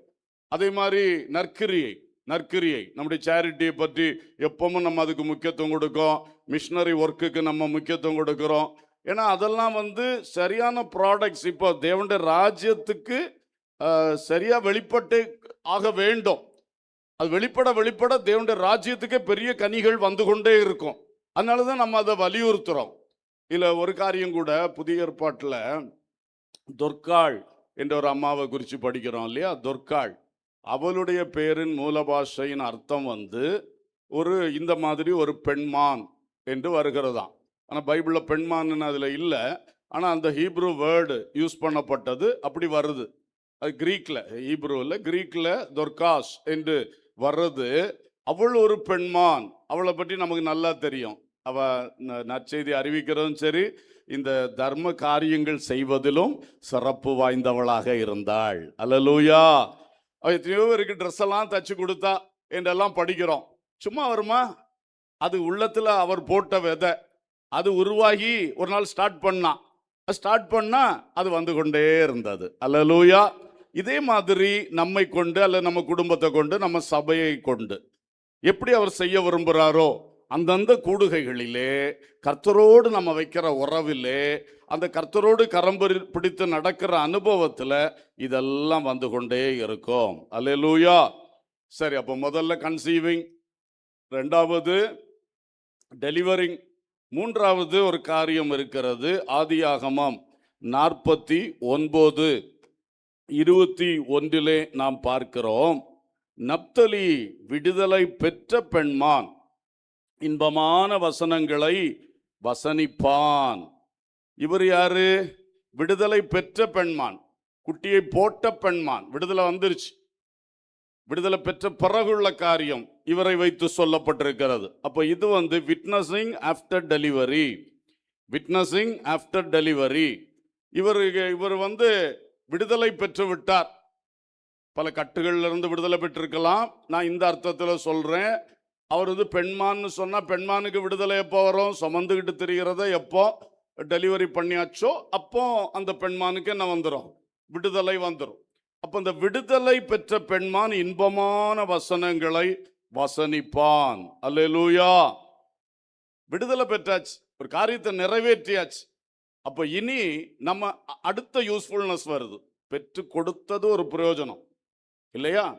பிள்ளையை பெற்றது அந்த மனைவி அல்லது தாய் செய்த பெரிய ஒரு டெலிவரி, பெரிய பாக்கியம். ஆனா இனி அதை வளர்த்து எடுத்து அந்த பிள்ளைய ஒரு நல்ல நிலையில கொண்டு வர்றதும் இருக்கு இல்லையா அவங்களுக்கு. அதே மாதிரி ஆஃப்டர் த டெலிவரி விடுதலை பெற்ற பெண்மான் இங்க குறிப்பா சொல்லி இருக்கு, அவ இன்பமான வசனங்களை வசனிப்பான். ஹல்லேலூயா. அப்போ சாட்சி பகர்தல்னு ஒண்ணு அதுல எடுத்துக்கொள்ளலாம். சாட்சி பகர்தல், நம்ம ஒரு தரிசனத்தோட ஒரு காரியத்தில் ஈடுபட்டு தேவனால் சரியா நடத்தப்பட்டு அதை வெற்றியா அது செய்த பிறகு சிலருக்கு அந்த வாய்ப்பு வரும்போது, தேவை வரும் பொழுது, ஆவியானவர் நம்ம ஏவும் பொழுது அதை சாட்சியாக அறிவிக்கும் போது அதனால பிரயோஜனங்கள் வரும். அல்லேலூயா, ஸ்தோத்திரம் சொல்லுகிறது. அதே மாதிரி நல்ல அறிக்கைகள் செய்தல். நல்ல அறிக்கைகள், ஒரு காரியம் நம்ம மூலம் நடந்துருச்சு, இனி நம்ம நல்ல அறிக்கை செய்யணும். நல்ல அறிக்கை செய்யணும். பொந்திய பிலாத்துக்கு முன்னால இயேசு கிறிஸ்து என்ன அறிக்கை பண்ணாரா? நல்ல அறிக்கை, நல்ல அறிக்கை. ஸ்தோத்திரம். சிலரு ஒரு வெற்றி கிடைச்சா என்ன அறிக்கை பண்ணுவாங்க? சுய அறிக்கை பண்ணிக்கிட்டே இருப்பாங்க. நான் நான் நான் சொல்லிக்கிட்டே இருப்பாங்க. அது நல்ல அறிக்கை இல்லை. தேவனை உயர்த்தி மகிமைப்படுத்தி தேவன் என்ன கொண்டு என்ன செய்தார், தேவன் அதுக்கு என்ன எப்படி கொண்டு வந்தார், எப்படி செஞ்சார், அப்படி செய்யும் பொழுது அதுதான் நல்ல அறிக்கை. ஹல்லேலூயா. ஒரு ரைட் கன்ஃபெஷன் அல்லது குட் கன்ஃபெஷன், இதெல்லாம் விடுதலை பெற்ற பெண்மானும் ஆகிய நப்தலி வசனிக்கிற வசனம். பேச்சிலே மாற்றம் வருது பார்த்தீங்களா? ஒருத்தருக்கு ஒரு சக்சஸ் வந்தா உடனே பேச்சில் அராஜகம் வரும், பெருமை வரும், பெரிய ஆள் தோற்றம், தோரணைகள் வெளிப்படும். இதுதான் சாதா மனுஷனுடைய காரியம். ஆனால் மணவாளனோடு பயணிக்கும் மணவாட்டியே தனிப்பட்ட நமது வாழ்விலும் குடும்பத்திலும் சபையிலும் நம்மை கொண்டு கர்த்தர் செய்கின்ற எந்த காரியத்திலும் நாம ஆண்டவருக்கு சாட்சி பகரணும். அது மட்டும் இல்ல, நம்ம எப்பொழுதுமே நல்ல அறிக்கை செய்ய வேண்டும். கர்த்தருக்கு ஸ்தோத்திரம். இன்னொன்று, பக்தி விருத்திக்கு ஏதுவாக நமக்கு சில அனுபவங்கள் கிடைக்க வசனத்தை அனுபவத்தோடு சொல்ல சொல்ல கேட்கிற மற்றவங்களுக்கு எடிஃபிகேஷன், பக்தி விருத்தி, தெய்வீகத்தில் வளர்ச்சி கண்டிப்பா உண்டாகும். அதுல தான் இந்த அனுபவங்களை நம்ம இணைக்கணும். அனுபவங்களை சொல்வது சொந்த பிள்ளைக்கு சொல்லி கொடுக்கலாமே. அப்பா இதே மாதிரி பிரச்சனை நமக்கு முந்தின நாட்கள்ல வந்துச்சு பார்த்துக்க, நம்ம இப்படி ஆண்டவரை தேடணும், ஆண்டவர் நம்மளை இப்படிலாம் நடத்தினாரு, நமக்கு அதுலேருந்து நல்ல விடுதலை வந்துச்சு, இப்போ இந்த காரியம் வந்திருக்கிறதே அதனால தான் பார்த்துக்க, இந்த வீடு கட்டப்பட்டது அந்த மாதிரி ஒரு இதுதான் கர்த்தர் நமக்குள்ள உருவாக்கி இன்னைக்கு டெலிவரி பண்ணி தந்திருக்காரு, நம்ம இந்த வண்டி வாங்கினது அப்படித்தான் பார்த்துக்க, நம்ம எல்லாம் இயேசு கிறிஸ்துவை பின்பற்றி இந்த சபைக்கு போக ஆரம்பித்த சாட்சி உனக்கு தெரியுமா? இப்படியெல்லாம் அந்த அனுபவம் சேர சேர அறிந்த சத்தியத்தை நம்முடைய அனுபவத்தோடு இணைத்து சொல்ல வேண்டியவர்களுக்கு சொல்ல சொல்ல அது நிச்சயம் பக்தி விருத்தியை உண்டாக்கும். அல்லேலூயா, ஸ்தோத்திரம். அதே மாதிரி விசுவாச வர்த்தனைக்கு இது பிரயோஜனமா இருக்கும். பலர் அந்த சந்தர்ப்பங்களில் போகும்போது பயப்படுவாங்க, கஷ்டப்படுவாங்க. அப்ப ஏற்கனவே ஒன்று உருவாக்கி பெற்றெடுத்த நீங்கள் இருக்கிறீர்கள், உங்களுடைய சாட்சியை அந்த ஆளுக்கு சொல்லணும். கடன் பாரத்தில் கிடக்கிறார், நம்மளும் ஒன்றும் இல்லாமல் வட்டி கடன்ல அந்த என்ன ஜப்தி நடவடிக்கைகளில் கிடந்த குடும்பம், ஆனால் இன்னைக்கு தலைநிமிர்ந்து நடக்க கர்த்தர் செஞ்சிருக்கிறார். எப்படி அதற்கான கரு உருவாச்சு, எப்படி அதை நாம் கரெக்டாக பெற்றெடுக்க ஆண்டவர் உதவி செய்தார், அதை அந்த மனுஷனுக்கு அந்த குடும்பத்துக்கு சொன்னா அந்த வசனத்தின் சத்தியத்தோடு சேர்ந்த அந்த அனுபவம் சேரும் பொழுது அவங்க விசுவாசிக்கிறதுக்கு அது ஒரு ஏதுவா மாறிடும். ஆமென், ஆமென், அல்லேலூயா. இப்படித்தான் இதெல்லாம் இன்பமான வசனங்களை வசனிக்கிற மணவாட்டியாக நாம் இருக்கணும். அதே மாதிரி பரிசுத்த வாழ்வுக்கு ஏற்றவைகள் வரும், பரலோக வாஞ்சைக்கு மக்களை தூண்டுகிறவைகள் வரும். இப்படி எல்லாமே அந்த கர்த்தர் உருவாக்குற காரியத்தை நம்ம வாழ்க்கையில பெற்று பெற்று பெற்று உலகத்துக்கு மற்றவங்களுக்கு கொடுத்து கொடுத்து வாழ ஆரம்பிச்சா நிறைய சாட்சிகள் வரும். அல்லேலூயா. ஆனா சாட்சி சொல்லணும் ஆசைப்பட்டு ஓடக்கூடாது. அதுல கேர்ஃபுல்லா இருக்கணும். கர்த்தர் எங்க எதை சொல்ல விரும்புகிறார் அதை மட்டும் செய்தா போதும். அதுல தேவனை மகிமைப்படுத்தி தான் பேசணும். என்னுடைய பெரிய அந்த என்ன சொல்றது விசுவாச கிரியை அப்படி அல்ல. கர்த்தர் எப்படி விசுவாசிக்க வச்சார், எப்படி பழக்கினார், அந்த மாதிரி நம்ம சொல்லணும். அல்லேலூயா, ஸ்தோத்திரம். கர்த்தர் கிருபை செய்வாராக. ஆகவே பெண்மான் என்கிற விஷயத்துல நம்ம முக்கியமா கற்றுக்கொள்ளுகிறது, இயேசுவாகிய மணவாளனோடு தனிப்பட்ட முறையிலும் குடும்பமாகவும் சபையாக நல்ல பழகி நல்ல அவரோட நடந்து அவர் இந்த உலகத்துக்கு நம்ம மூலம் எதை கொடுக்க விரும்புகிறார் அதை நம்ம கரெக்டா உருவாக பெற்று டெலிவரி ஆக்கி கொடுக்கணும். அல்லேலூயா, அல்லேலூயா. கனிமரமாய் செழித்திடவே கர்த்தரே உமது பலன் தாரும். சொல்லுங்க. கனிமரமாய் செழித்திடவே கர்த்தரே உமது பலன் தாரும். கால காலத்தில் பலனை கொடுக்க கண்மணி போல் என்னை காத்திடுமே. கால காலத்தில் கனியை கொடுக்க கண்மணி போல் என்னை காத்திடுமே. கர்த்தனே புது கிருபையை தினம் பொழிந்திடுமே. காலை தோறும் கர்த்தனே என் தேவன் நல்லவரே, மாதேவன் வல்லவரே.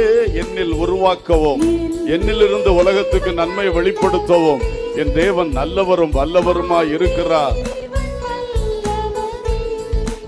உம் சமூகம் எனக்கு ஆனந்தமே, உம் சமூகம் எனக்கு ஆனந்தமே. காலைதோறும் காலைதோறும் உங்க சமூகத்தில் சந்தோஷம் வைத்து உங்க உறவிலே என்றைக்கும் திகழ திளைத்திருக்க கிருபை தாரோம். ஆமென். ஒரு அல்லேலூயா சொல்லுவோம், பலமா சொல்லுவோம். ஆண்மான் பெண்மான். மூன்றாவது இன்னொரு எபிரேய பதம் இருக்கிறது, சேவ என்று சொல்லுகிற ஒன்று. TZEVI. ஆனால் அதோடைய ப்ரொனவுன்சிங் சேவி என்றல்லாமல் சேவ என்று இருக்கிறது.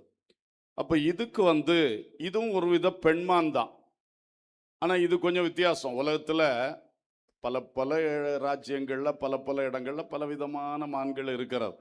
இது அப்படி இதில் கொஞ்சம் குறிப்பாக சொல்லியிருக்கு. சில விளக்கங்கள் கொடுத்துருக்காங்க. கெசல், GAZELLE என்று உண்டு.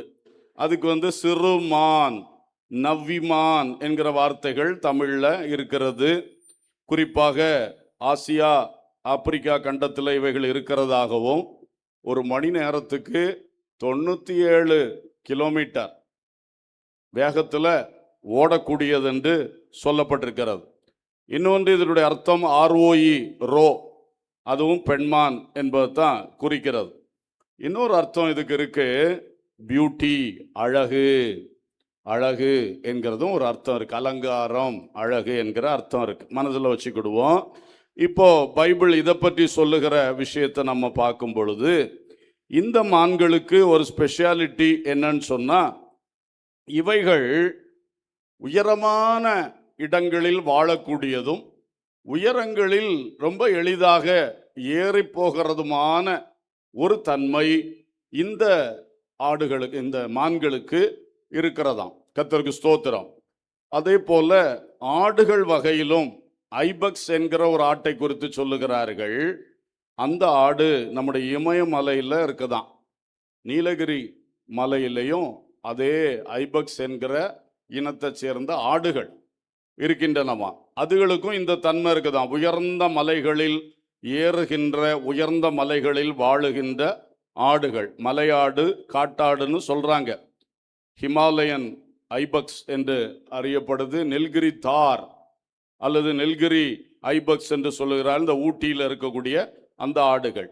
இப்ப மான்களை குறித்து சொல்லும் பொழுது ஒரு கூட்டம் மான்களுக்கு ஆண்டவர் இப்படிப்பட்ட ஒரு காரியத்தை வச்சிருக்கிறார். அவைகள் மலைகளில் உயரமான இடங்களில் வாழ்கின்றன. இதை பற்றி வசனங்கள் நமக்கு தெரியும், இருந்தாலும் வாசிக்கிறேன். ஆபகுக் 3ஆம் அதிகாரம் 19வது வசனம். ஆண்டவராகிய கர்த்தர் என் பலன், அவர் என் கால்களை மான் கால்களை போல் ஆக்கி உயரமான ஸ்தலங்களில் என்னை நடக்க பண்ணுவார். அல்லேலூயா, ஸ்தோத்திரம். உயரமான ஸ்தலங்களில் என்னை நடக்க பண்ணுவார். சங்கீதம் 18:33 மற்றும் 2 சாமுவேல் 22:34 ஒரே வசனம்தான். அவர் என் கால்களை மான்களுடைய கால்களை போல் ஆக்கி என்னுடைய உயர்த்தலங்களில் என்னை நிறுத்துகிறார். அல்லேலூயா. 2 விஷயங்கள். ஆபகு சொல்லுகிறார், என் கால்களை மான் கால்களை போல் ஆக்கிட்டு உயரமான ஸ்தலங்களில் என்ன நடக்க பண்றார். நான் ரொம்ப உயரமான ஸ்தலங்கள்ல நடக்க ஆண்டவர் பண்றார். தாவீது சொல்றாரு, என் கால்களை மான் கால்களை போலாக்கி என்னுடைய உயர்ஸ்தலத்திலே, எனக்கென்று அவர் நியமித்த உயர்ஸ்தலத்தில் அந்த காலை கொண்டு நிறுத்துகிறார், என்னை கொண்டு நிறுத்துகிறார். அல்லேலூயா. 2 அழகான விஷயங்கள் இதுல இருக்கிறத நம்ம பார்க்கிறோம். என் உயர்ஸ்தலத்தில் என்னை நிறுத்துகிறார் சொல்லும்போது பர்சனல் லைஃப், தனிப்பட்ட என்னுடைய வாழ்க்கையில் எனக்கு சில உயர்ஸ்தலங்களை வச்சிருக்கிறார். உலகத்தார் அதை சிகரங்கள் என்று பொதுவாக சொல்லுவாங்க. நீங்க ஒரு படிப்புல வெற்றி பெற்றுட்டா இவன் ஒரு சிகரத்தை எட்டிட்டான் படிப்புல, அல்லது ஒரு ப்ராஜெக்ட்ல வெற்றி பெற்றுட்டா இவன் ஒரு பெரிய பீக்ல வந்துட்டான் அப்படி சொல்லுவாங்க. நிறைய விஷயம் தொழிலில் அவர் செஞ்சு செஞ்சு செஞ்சு ஒரு கட்டத்தில் ரொம்ப உயர்ந்து வந்துட்டார்னா இவர் சிகரத்துல கால் மிதிச்சிட்டார், உயர்ந்து வந்துட்டார். இதெல்லாம் அவரவருக்கு கர்த்தர் வைத்திருக்கிற உயர்ஸ்தலங்கள். அதிலே கர்த்தர் உங்கள் கால்களை கொண்டு நிறுத்துகிறவராய் இருக்கிறார். ஆமென், அல்லேலூயா, ஸ்தோத்திரம். ஏனென்றால் அப்படிப்பட்ட சந்ததி தான் நாம். கிறிஸ்துவுக்குள் வாழ்கின்ற மக்கள் வாலாகாமல் தலையாகிற சந்ததி. அல்லேலூயா. கீழாகாமல் மேலாகிற சந்ததி. படிக்கிற பிள்ளைகள் தொடங்கி பணி செய்கிற மக்கள் தொடங்கி எல்லாரும் எல்லாவற்றிலும் நமக்கு எந்த உயர்ஸ்தலத்தை வச்சிருக்காரோ அதை நம்ம பெற்றுக்கொள்ளணும். உலகத்தாரே பெற்றுக்கொள்றாங்கன்னா தேவனுடைய மக்களுக்கு அதை பெற்றுக்கொள்வது ரொம்ப ரொம்ப ஈஸி. ஹல்லேலூயா. கர்த்தர் யோசேப்போடு இருந்தார், அவனுக்கு வச்ச சிகரங்களை அவன் அடைந்தான். ஹல்லேலூயா. கர்த்தர் தானியேலோட இருந்தார், அவனுக்கு வச்சிருந்த சிகரத்தை அவன் என்ன செஞ்சான்? அடைந்தான். இதே தாவீது, கர்த்தர் அவனோடு இருந்தார். கடுமுரடான மலையில் ஏறுற வாழ்க்கை தான் அவனுக்கு இருந்துச்சு. ஆனா அவனையும் கொண்டு அவனுக்கு நியமித்த உயர்ஸ்தலத்திலே கர்த்தர் கொண்டு நிறுத்தினார். அல்லேலூயா. ஆகவே இன்றைக்கு ஒவ்வொருவருக்கும் அந்த எதிர்பார்ப்பு வேணும். ஏதோ வாழ்றேன் ஓட்டிட்டு போறேன் என்று நினைச்சா அது நமக்கான சிந்தனை அல்ல. அல்லேலூயா. நம்ம சில காரியங்களை கர்த்தர் நமக்கு வச்சிருக்கிறார், இல்லாததுக்கு முயற்சி பண்ணதுக்கு சொல்லல. கர்த்தர் வச்சிருக்கிறத நாம் பெற்றுக்கொண்டே ஆக வேண்டும். ஹல்லேலூயா. அது வாய்க்கும். காரிய சித்தி கர்த்தரிடத்தில் இருக்கிறது. ஜெயமோ கர்த்தரால் வரும்.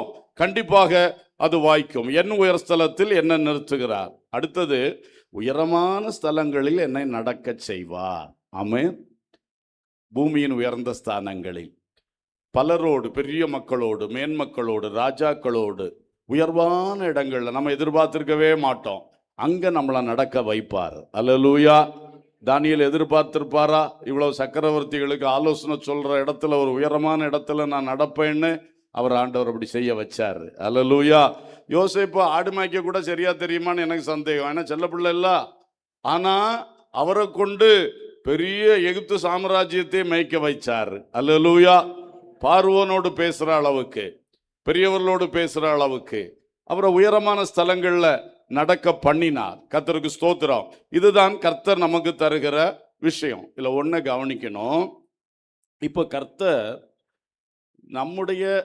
நம்மை உயர்த்துகின்றதுல 2 விஷயங்கள். ஒன்று, உன்னத மகிமைக்கு நேராக என்னை அவர் உயர்த்துகிறது, என்னை மறுமையில் மகிமையோடு கொண்டு சேர்ப்பதற்காக. புரியுதா?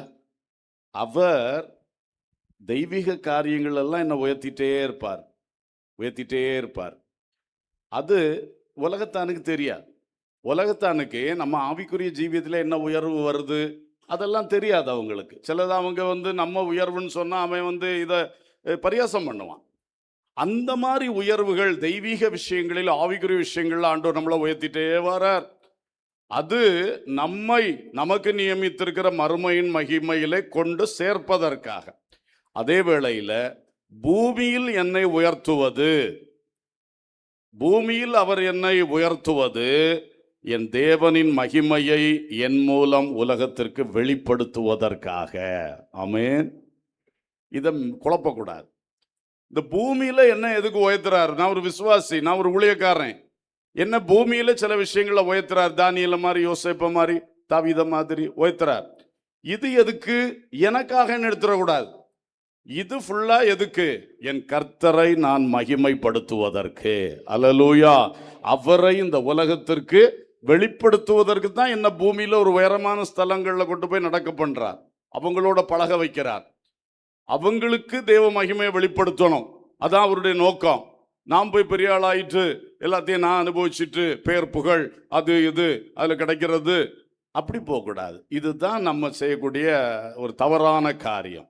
அதுல கவனமா இருக்கணும். பூமியில கல்வியில இருக்கட்டும், பணியில இருக்கட்டும், ஐஸ்வர்யத்திலா இருக்கட்டும், அதிகாரத்திலா இருக்கட்டும், எந்த விஷயத்துல ஒரு தேவ பிள்ளையை கர்த்தர் உயர்த்துறாரோ அந்த தேவ பிள்ளை இப்பொழுதே அதை விதைச்சிடணும். மனசுல நல்லா எஸ்டாப்ளிஷ் பண்ணி அஸ்திபாரம் போட்டு வச்சுக்கிடணும்.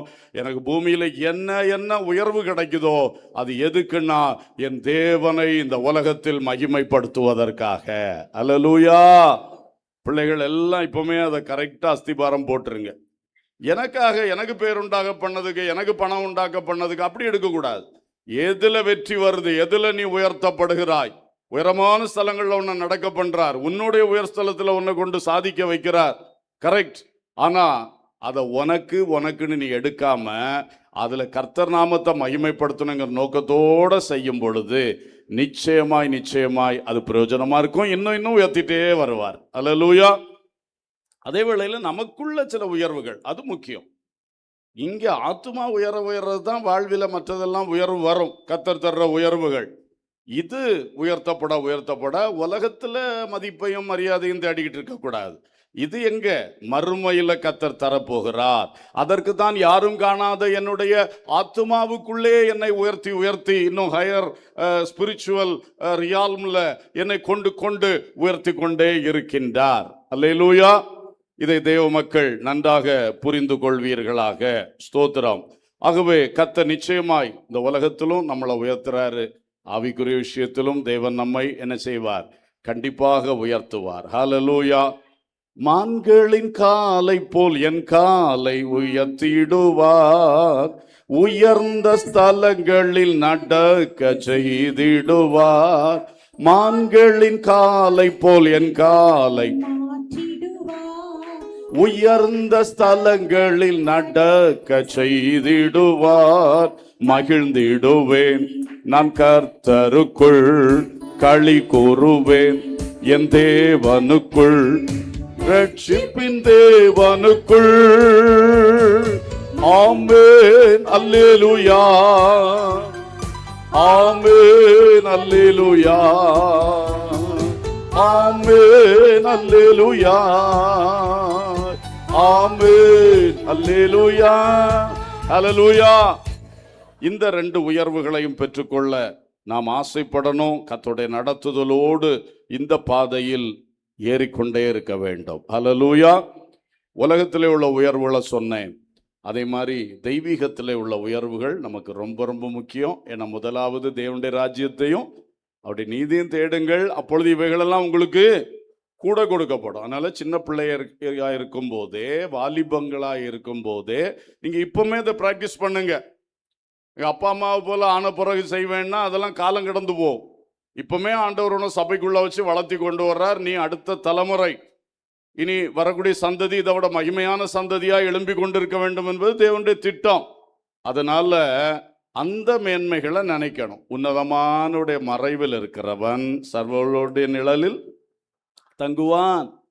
அதுதான் இப்போ நமக்கு ஆண்டவர் தர்ற இந்த உயர்ந்த ஆவிக்குரிய உயர்வு. உன்னதமானுடைய மறைவுக்குள்ள இருக்கணும். இந்த secret chamber of the most high, அந்த மகிமையான எல்லாருக்கும் உயர்ந்தவராக இருக்கிற அவருடைய பர்சனல் சேம்பருக்குள்ள போறவங்களா இருக்கணும். அதான் அதிகாலை தனி ஜெபம். அதுல டெய்லி பிள்ளைகளே, வாலிபர்களே, பெரியவர்களே எல்லாரும் தனிமையில பிரவேசிக்கணும். அந்த உன்னதமானுடைய மறைவுக்குள்ள போகணும். அந்த மறைவுக்குள்ள போறவங்களுக்கு சர்வ வல்லவருடைய நிழல் போடப்பட்டு விடும். அல்லேலூயா. உன்னை எதுவுமே சேதப்படுத்த முடியாது. அவர் ஷேடோ போட்டுருவார். அவருடைய கிருபை என்கிற ஷேடோவை போட்டுருவார். அதை தொலைச்சிட்டு ஒன்னும் உன்னை அட்டாக் பண்ணவே முடியாது. அல்லேலூயா. அப்போ இந்த தெய்வீக உயர்வுக்கு, ஆவிக்குரிய மேன்மைகளுக்கு, உன்னதமானுடைய மறைவு, personal relationship with God, entering is personal chamber in personal prayer, இதை எல்லாரும் ஆசைப்படுங்க, ஆசைப்படுங்க. அது ஆண்டவர் உங்களை உயர்த்துறதுக்கு ஏதுவா இருக்கும். அது மட்டும் இல்ல, கிறிஸ்து தேவனுடைய வலது பார்சத்தில் இருக்கிற இடத்தில் உள்ள மேலானவைகளை என்ன பண்ணுங்க? தேடுங்கள். பூமியில் உள்ளவைகளை அல்ல, மேலானவைகளையே நாடுங்கள். அப்போ உன்னதமானுடைய சேம்பர், அடுத்தது the very throne of God, இயேசு கிறிஸ்து இருக்கிறது வலது பாரிசம். அந்த சமூகத்தில், அந்த சிங்காசனத்தில் உள்ள மேன்மைகள் என்ன ஒரு நாள் அங்கதான் கொண்டு நம்மளை வைக்க போறார். அப்ப அதை குறித்து தேடுறதும் அதை நாடுறதும் சும்மா அந்த பூமியில போட்டு கிண்டிக்கிட்டு இருக்க கூடாது. இதெல்லாம் அழிந்து போற விஷயம். பணம், பொருள், செல்வம், மதிப்பு, மரியாதை எல்லாம் அப்படித்தான். ஆனா நம்ம எப்பவுமே அங்கதான் நான் போய் சேர போறேன், என்ன அங்க வரைக்கும் உயர்த்த போறாரு. உங்களை என்னோடு கூட சிங்காசனத்தில் உட்காரும்படி அருள் செய்வேன்னு வெளிப்படுத்தல் 3:21 சொல்லி இருக்கிறாரு.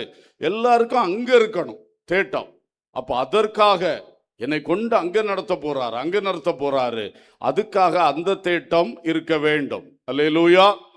சியோன் மலையிலே ஆட்டுக்குட்டியானவரோடு கூட நிற்கின்ற 1,44,000 பேர்னு படிக்கிறோம். இதெல்லாம் தான் ஆண்டவர் நம்மளுக்கு வச்சிருக்கிற பெரிய உயர்வுகள். ஹல்லேலூயா. வருகையில் அவரோடு சேர்க்கப்படுகிறது, பரலோகத்திலே ஆட்டுக்குட்டியானுடைய கல்யாண விருந்துல கூட இருக்கிறது, 1000 வருஷ அரசாட்சியில பூமியில் அவரோடு இருந்து ஆளுகை செய்வது, அப்புறம் எப்பவும் காலாகாலமாய் நித்தியமாய் பரம எருசலேமில் வாழ்வது. அல்லேலூயா. இந்த மேன்மைகளை எப்பொழுதும் மனதிலே வைப்போம். ஒரே ஒரு வார்த்தை, ஒரு எச்சரிப்பை மட்டும் சொல்லிட்டு ஜெபம் பண்ண போறோம். இதுல இந்த குறிப்பிட்ட இந்த பெண் மான்கள் விஷயத்துல பியூட்டி, அலங்காரம்னு ஒரு வார்த்தை நான் சொன்னேன் பார்த்தீங்களா? அது எதில் பயன்படுத்தப்பட்டிருக்குன்னா 2 சாமுவேல் 1:19. 2 சாமுவேல் 1:19. இஸ்ரவேலின் அலங்காரம் உயர்ந்த ஸ்தானங்களில் அதமாயிற்று, பராக்கிரமசாலிகள் விழுந்து போனார்கள். உங்களுக்கு நினைவு இருக்க இந்த வார்த்தை? இஸ்ரவேலின் அலங்காரம் அது குறிக்கிறது சவுல் ராஜாவை. அவர் கில்போவா மலையிலே பெலிஸ்தரால் வெட்டுண்டு என்ன செஞ்சிட்டாரு? முடிவை சந்தித்து விட்டார். இஸ்ரவேலின் அலங்காரம் உயர்ந்து உயர்ந்து போனதுல கடைசியில் ஸ்லிப்பாகி சத்துருகையிலே விழுந்து தன்னுடைய எல்லா மேன்மையும் இழந்து பரிதாபத்துக்குரியதா போயிருச்சே. அப்ப இதுவரைக்கும் கர்த்தர் நம்மளை பூமியில எப்படி உயர்த்த விரும்புகிறார், தெய்வீக விஷயங்கள்ல நித்தியம் வரைக்கும் எப்படி உயர்த்த விரும்புகிறான்னு பார்த்தோம். இதுல போய் நிக்கணும்னா அந்த மான் அங்க வரைக்கும் போகணுமே. அந்த மான் அதுக்குள்ள வேகம் அதுக்கு வேணும், துள்ளி குதிச்சு போகக்கூடிய இது வேணும், கிரிப்பு நல்லா வேணும், கால் துள்ளி போற இடத்துல பிடிச்சு நிக்கணும், சரிக்கு விழுந்துடக்கூடாது, அது வேணும். சவுல் ராஜாவுக்கு அது இல்லாம போச்சு, ஸ்லிப் ஆயிடுச்சு. அப்போ நம்ம வளர வளர உயர உயர இன்னும் கேர்ஃபுல்லா இருக்கணும். இங்க இருந்து விழுந்தா இங்கன்னு தான் விழுவான், உயரத்திலிருந்து விழுந்தா பெரிய காயப்படும், பெரிய கஷ்டம் ஆகும். அப்போ நம்ம தெய்வீகத்திலும் சரி உலகத்திலும் சரி ஆண்டவர் உயர்த்த we have to be very very careful. Hallelujah. Queen Victoria அம்மா சின்ன வயசா இருக்கும்போது அவங்க டீச்சர் ஹிஸ்டரி கிளாஸ் எடுத்துட்டு இருந்தாங்களாம். அப்போ அவங்களுக்கு அந்த ஹிஸ்டரியிலே தெரியும் அடுத்த ராணியா வரப்போற வாய்ப்பு இவங்களுக்கு தான் இருக்கு. இப்போ அவ ஸ்டூடெண்டா இருக்காப்புல. ஆனா அதை சொல்லி கொடுத்த உடனே எல்லாருக்குமே புரிஞ்சிட்டு இவங்க தான் அந்த சரித்திரத்தின்படி அடுத்தது மகாராணியா வர போறாங்க. அப்போ அந்த டீச்சர் நிறுத்திட்டு கேட்டாங்களாம், அப்படி வரப்போறல்ல, இப்போ நீ என்ன பண்ண போற அப்ப அந்த அம்மா டக்குன்னு ஒரு வார்த்தை சொன்னாங்களாம், I have to be very careful. I have to be very கேர்ஃபுல்ன்றா, ரொம்ப கவனமா இருக்கணும். ஹல்லேலூயா. எவ்வளவு அழகான வார்த்தை. உன்னை கர்த்தர் உயர்த்த போறார். உன்னை கர்த்தர் உலகத்துல உயர்த்த போறார், உன்னத காரியங்கள்ல உயர்த்த போறார். அப்படி என்ன செய்ய போற என்று சொன்னா, ஐ have to be very careful. நான் மிக கவனமாக இந்த பாதையிலே ஏற வேண்டும். அல்லேலூயா, ஸ்தோத்திரம். கர்த்தர் அதுக்கு தான் சொல்றாரு, மான் கால்களை போலாக்கி. இந்த காலை வச்சுட்டு ஏற முடியாது. அப்போ அந்த காலு, மான் கால்கள் அதுக்குன்னே டிசைன் பண்ணப்பட்டிருக்கிறது. அதுக்குன்னே டிசைன் பண்ணப்பட்டிருக்கிறது. அதுல பாருங்க, சருகு மான்னு ஒன்று இருக்கு. உபாகமம் 14:5 அந்த சுத்தமான மிருகங்கள் பட்டியல்ல இருக்கு சருகுமான். அதுக்கு மற்ற மான்களை விட அந்த ஹூவ்ஸ் இருக்கே, குழம்புகள் அல்லது ஷூ மாதிரி இருக்குமே, அதுக்கு அது ரொம்ப ஷார்ப்பா இருக்குமா, சின்னதா இருக்குமா. அப்ப அதுக்கு உயரமான இடத்துல அந்த பாறை இடுக்குல கூட பிடிச்சு நிக்கிறதுக்கு அதுக்கு கால் ரொம்ப சின்னதா இருக்கனால அது அப்படி பிடிச்சு நின்றுமா, அழகா பிடிச்சு நின்று அடுத்த ஸ்டெப் போயிட்டே இருக்குமா. அதாவது அந்த மான்கள் மலையில வாழக்கூடிய மான்கள். அதுக்கு ஆண்டவர் அப்படி ஒரு இதை கொடுத்துருக்கிறார். அப்போ நம்ம டிசைன் பண்றார். அல்லேலூயா. இந்த உயரத்துல எல்லாம் கொண்டு போகணும்னா நம்மளை என்ன செய்ய வேண்டியிருக்கு, உருவாக்க வேண்டியது இருக்கிறது. ஹல்லேலூயா. யோசேப்பு அந்த உயரத்துல கொண்டு போறதுக்கு எவ்வளவு தூரம் அவனை உருவாக்கினார் பாத்தீங்களா. துரோகங்கள், பயங்கரங்கள், கொலை திட்டங்கள், வீண் பழிகள், சிறை, எல்லாமே அவனுக்கு காலை டிசைன் பண்ற வேலை தான் நடத்தினார். இதெல்லாம் செஞ்சு அங்க கொண்டு நிறுத்தணும்னா அந்த கால் பிடிச்சு நின்னுது. அல்லேலூயா. சும்மா டைரக்டா கொண்டு நிறுத்தினா அவனை உயர்த்தி வைப்பார், அவன் பட்டுன்னு விழுந்துருவான், அவனால நிக்க முடியாது. எல்லாருக்கும் அப்படிதான். தாவீதை எவ்வளவு தூரம் அடித்து உடைத்து உருவாக்கினாரு. அவன் காலை மான் கால்களை போல ஆக்கிட்டு தான் கொண்டு போய் சிங்காசனத்துல உட்கார வச்சார். அல்லேலூயா. அதே மாதிரி ஊழியத்திலும் சரி, நம்ம ஜீவியத்திலும், நம்ம ஆவிக்குரிய காரியங்களும் சரி, கர்த்தர் அப்படித்தான் செய்கிறாரு. அதை நம்ம நல்லா புரிந்து கொள்ளணும். அல்லேலூயா. இன்னொரு காரியத்துல சேர்த்து சொல்லிடுறேன். அதாவது இன்னொரு மான் இருக்கு, புள்ளி மான் ஒரு மான், அதே வசனத்துல தான் சொல்லியிருக்கு. அதுல சில ஸ்பெஷல் புள்ளிமான்கள் இருக்குதான். அதுக்கு ஒரு விசேஷம் என்னன்னா, அது டிஃப்ரெண்ட் கலர் இருக்குமா.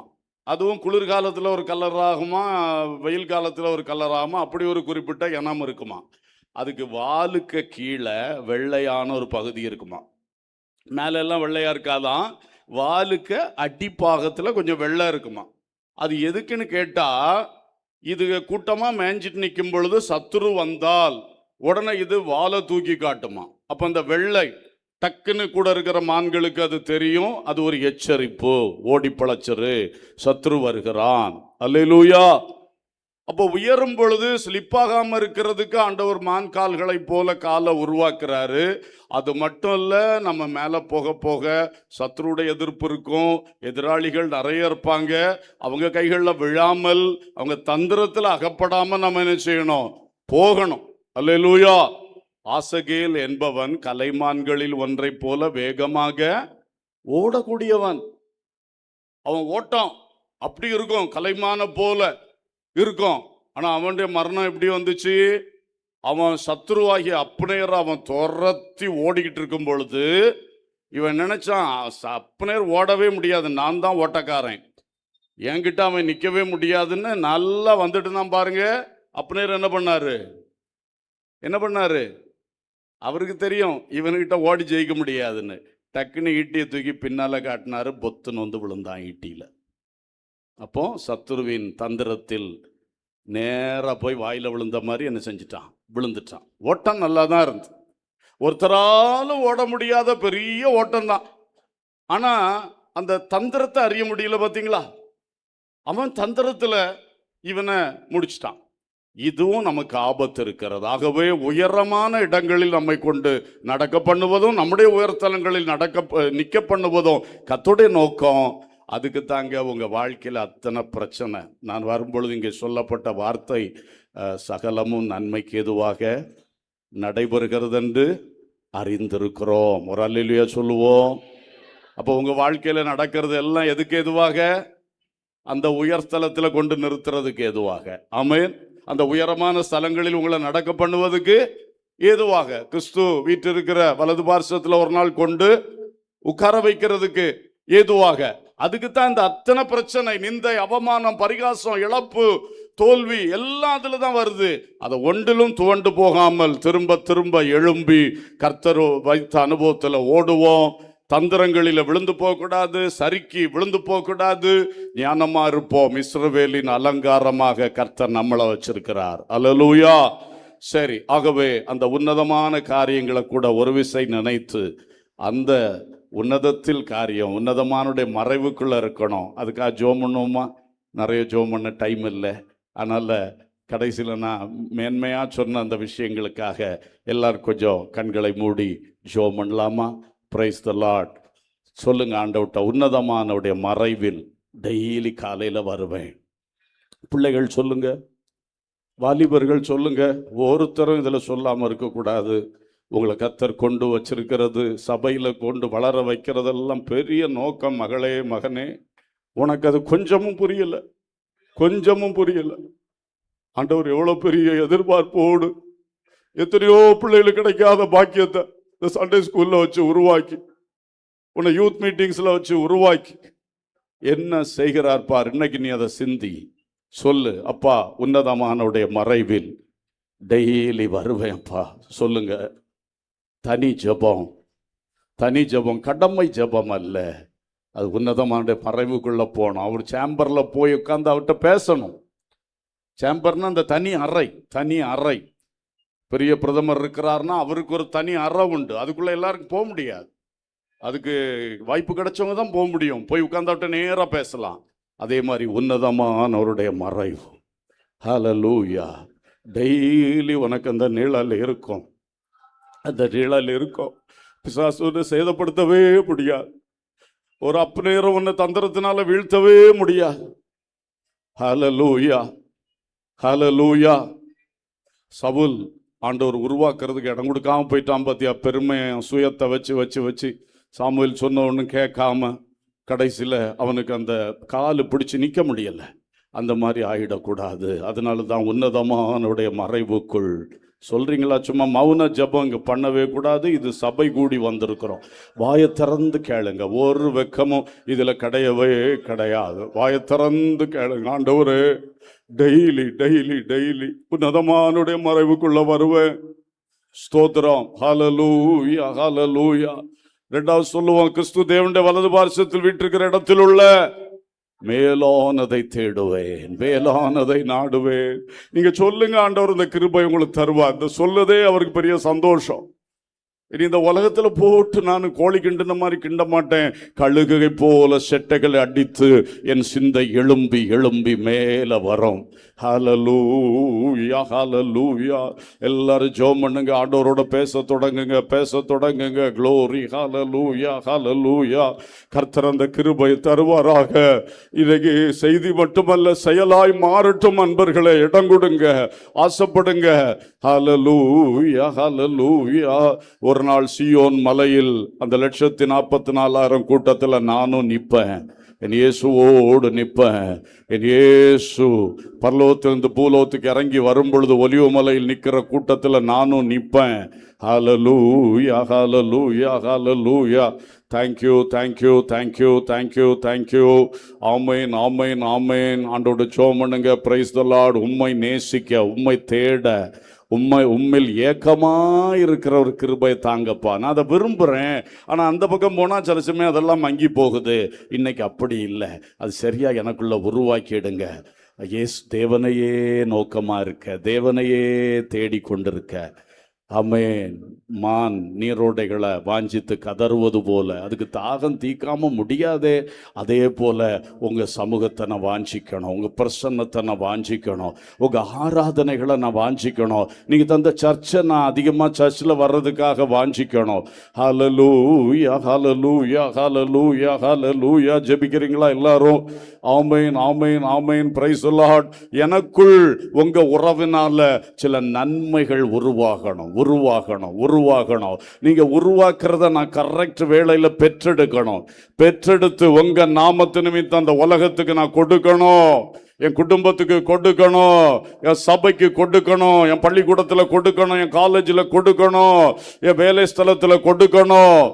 ஆமென், ஆமென், ஆமென். ஹல்லேலூயா. கனி தருகின்ற ஒரு பாத்திரமாக. Amen. Hallelujah, hallelujah. Praise the Lord, praise the Lord, praise the Lord. Hallelujah, hallelujah, hallelujah. கர்த்தாவே, அந்த உன்னத மகிமைக்காக எங்கள் எல்லாருடைய உள்ளத்தையும் இன்றைக்கு சரியாக உருவாக்கும் அப்பா. மான்களை கொண்டு எவ்வளவு மகிமையான காரியங்களை எழுதி வைத்திருக்கிறீரப்பா. ஆண்டவரே, எங்களுக்கு அதெல்லாம் வேண்டும் ஆண்டவரே, வேண்டும் ஆண்டவரே. கடைசியில் நாங்கள் உங்க பாதத்தில் வந்து முடிவடையணும்ப்பா, உங்க பாதத்தில் வந்து முடிவடையணும்ப்பா. ஹல்லேலூயா. எங்கள் சபைகள் அப்படியே எழும்பட்டும் ஆண்டவரே. ஆமென். எங்கள் சபைகள் சிகரத்தில் ஏறட்டும் ஆண்டவரே. நற்செய்தி அறிவிக்கவும், ஆத்துமாக்களை ஆதாயப்படுத்தவும், ஆண்டவருக்காக பயன்படவும் இந்த கடைசி காலத்தில் எங்கள் சபைகள் எழும்பட்டும். இந்த கன்னியாகுமரி மாவட்ட சபைகள் எழும்பி கனி கொடுக்கட்டும். ஹல்லேலூயா, ஹல்லேலூயா, ஹல்லேலூயா. சீயோன் என்னும் சுவிசேஷகி சிகரத்தில் ஏறுகிறாள். 144,000 லக்கம் நோக்கியே ஓடுவோம். எல்லாரும் கரங்களை தட்டி பாடி ஆவியில நிரம்பி கர்த்தரை மகிமைப்படுத்த போகிறோம். லக்கம் நோக்கியே ஓடுவோம், சீயோனிலே சுவிசேஷக ஜப ஐக்கியமே காணுவோம். ஜெயம் கொண்டோராய் ஜப வீரராய் சிலுவை யாத்திரை செல்லுவோம். ஜெயம் கொண்டோராய் ஜப வீரராய் சிலுவை யாத்திரை செல்லுவோம். சீயோன் என்னும் சுவிசேஷகி சிகரத்தில் எங்கள் சபைகளை அப்படியே உயர்த்தோம், இந்த ஸ்தாபனத்தை அப்படியே உயர்த்தோம். நோக்கியே ஓடுவோம். 144,000 லக்கம் நோக்கியே ஓடுவோம். சீயோனிலே சுவிசேஷக ஜப ஐக்கியமே காணுவோம். ஜெயம் கொண்டோராய் ஜப வீரராய் சிலுவை யாத்திரை செல்லுவோம்.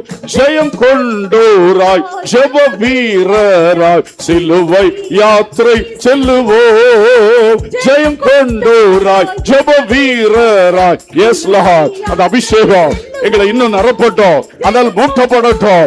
S S. இன்றைக்கு எங்களுக்குள்ள சிலதை உருவாக்க ஆரம்பிச்சுட்டீங்க, அது வெற்றியாக டெலிவரி ஆகணுமே. glory glory glory. ஷபலபதலப கபரப சந்தனவா. ஆவியானவருக்கு இடம் கொடுக்கிறோம். ஆவியானவர் உருவாக்குகிறவர், வாஞ்சைகளை விருப்பங்களை உருவாக்குகிறவர். ஹல்லேலூயா, ஹல்லேலூயா. உருவாக்கினதை முற்றுமுடிய நிறைவேற்ற நீர் வல்லவர். ஹல்லேலூயா.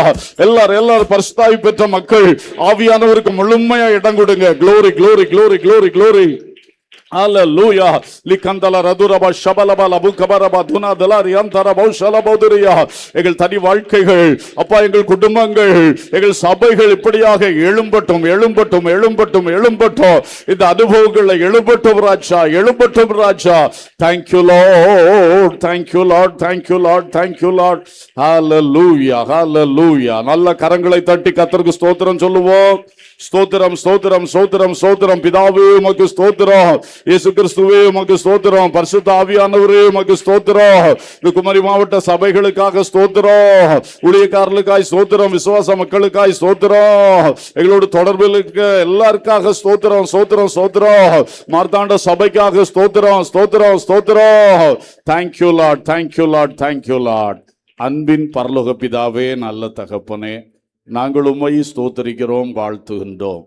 அப்பா, மான்களை பற்றி எவ்வளவோ அழகான காரியங்களை வைத்திருக்கிறீர். சிலதை எங்களுக்கு இன்றைக்கு வெளிப்படுத்தினீர், அதை தியானித்தோம். அதன் பேரில் எங்களுக்கு அது போன்ற வாழ்க்கை வேண்டும் என்று மிகவும் ஆசைப்படுகிறோம். அதற்காக வாய் திறந்து விண்ணப்பித்தோம், இதயம் திறந்து அந்த கிரியைக்காக அர்ப்பணித்து நிற்கிறோம். அப்பா, எல்லாருக்குள்ளேயும் அதை செய்யுங்கப்பா. அதுல இன்னும் ஒரு தோல்வி அல்லது எழும்புவதும் விழுவதுமான சூழ்நிலைகள் இல்லாதபடி இன்னும் அந்த உயர் ஸ்தலத்துக்கு நேராக உயரமான ஸ்தலங்களில் நடப்பதற்கு ஏதுவாக உருவாக்கும் சத்துரு தந்திரங்களில் வீழாமல் காத்து கொள்ளும்ப்பா. இந்த பூமியில வாழும் பொழுது எதை எங்களுக்குள்ள உருவாக்குறீங்களோ அதை பெற்றெடுக்க மக்களுக்கு கொடுக்க, ஆமீன், அனுபவத்தில் இன்னும் வளர்ந்து வளர்ந்து நல் வார்த்தைகளை மக்களுக்கு சொல்ல கிருபை தாங்க. எல்லாவற்றிலும் மேலாய் மணவாளனாகிய உம்மை அதிகமாய் நேசித்து உம்மையே எங்களுக்காக வைத்து உம்மையே எங்கள் ஏக்கமாக வைத்து உம்மை தேடுகிற உம்மை நாடி பின்பற்றுகிற கிருபை எங்களுக்கு தாரும். குடும்பங்களையும் வெற்றி சிறக்க பண்ணும். எல்லாரையும் ஆசீர்வதியும். இந்த மார்த்தாண்டம் சபையிலே நடைபெறுகிற குமரி மாவட்ட கன்வென்ஷன் மிக வெற்றியோடு தொடர்ந்து நடக்கட்டும். ஒவ்வொரு நாளும் தேவன் செய்து கொண்டிருக்கிற கிரியைகளுக்காக ஸ்தோத்திரம். பாஸ்டர் ஜான் சாம் ஜாய்சனுக்காக ஸ்தோத்திரம். பாஸ்டர் டேவிட் சாம் ஜாய்சனுக்காக ஸ்தோத்திரம். உடைய பிள்ளைகளை கொண்டு உம்முடைய வார்த்தைகளை தாரும், வல்லமையை வெளிப்படுத்தும். நீர் செய்ய நினைத்த கிரியைகளை இங்கே தொடர்ந்து கட்டளையிடும் என்று ஜெபிக்கிறோம். ஆசீர்வதிப்பீராக. டிஸ்ட்ரிக்ட் பாஸ்டரையும் குடும்பத்தை ஆசீர்வதியும். மற்ற எல்லா தேவ ஊழியர்கள், எல்லா விசுவாச மக்கள் அனைவரையும் ஆசீர்வதிங்க தகப்பனே. இப்பொழுதும் இந்த பந்தியை நீர் ஆசீர்வதித்து உணவுகளை ஆரோக்கியமும் பாதுகாவலும் ருசிகரம் உள்ளதாய் மாற்றித்தாரோம். இந்த அந்யோன்ய ஐக்கியமும் இதனாலே பெருக உதவி செய்யும். தம்முடைய பிள்ளைகள் திரும்பி போற பயணங்களில் கூட இரும். சகல துதியும் கனமும் மகிமையும் உமக்கே நாங்கள் செலுத்துகின்றோம். இயேசுவின் நாமத்தில் கேட்கிறோம் ஜீவனுள்ள பிதாவே, ஆமேன். என் ஆத்துமாவே கர்த்தரை ஸ்தோத்ரி, என் முழு உள்ளமே அவருடைய பரிசுத்த நாமத்தை ஸ்தோத்ரி. என் ஆத்துமாவே கர்த்தரை ஸ்தோத்ரி, அவர் செய்த சகல உபகாரங்களை மறவாதே. ஆமேன். நம்முடைய கர்த்தராகிய இயேசு கிறிஸ்துவின் கிருபையும் பிதாவாகி தேவனுடைய அன்பும் பரிசுத்த ஆவியானவருடைய சிநேகமும் வழிநடத்தலும் பாதுகாவலும் நம் அனைவரோடும் இந்த ஸ்தாபனத்தோடும் இந்த குமரி மாவட்ட ஊழியங்களோடும் தொடர்ந்து நிலைத்திருப்பதாக. ஆமென்.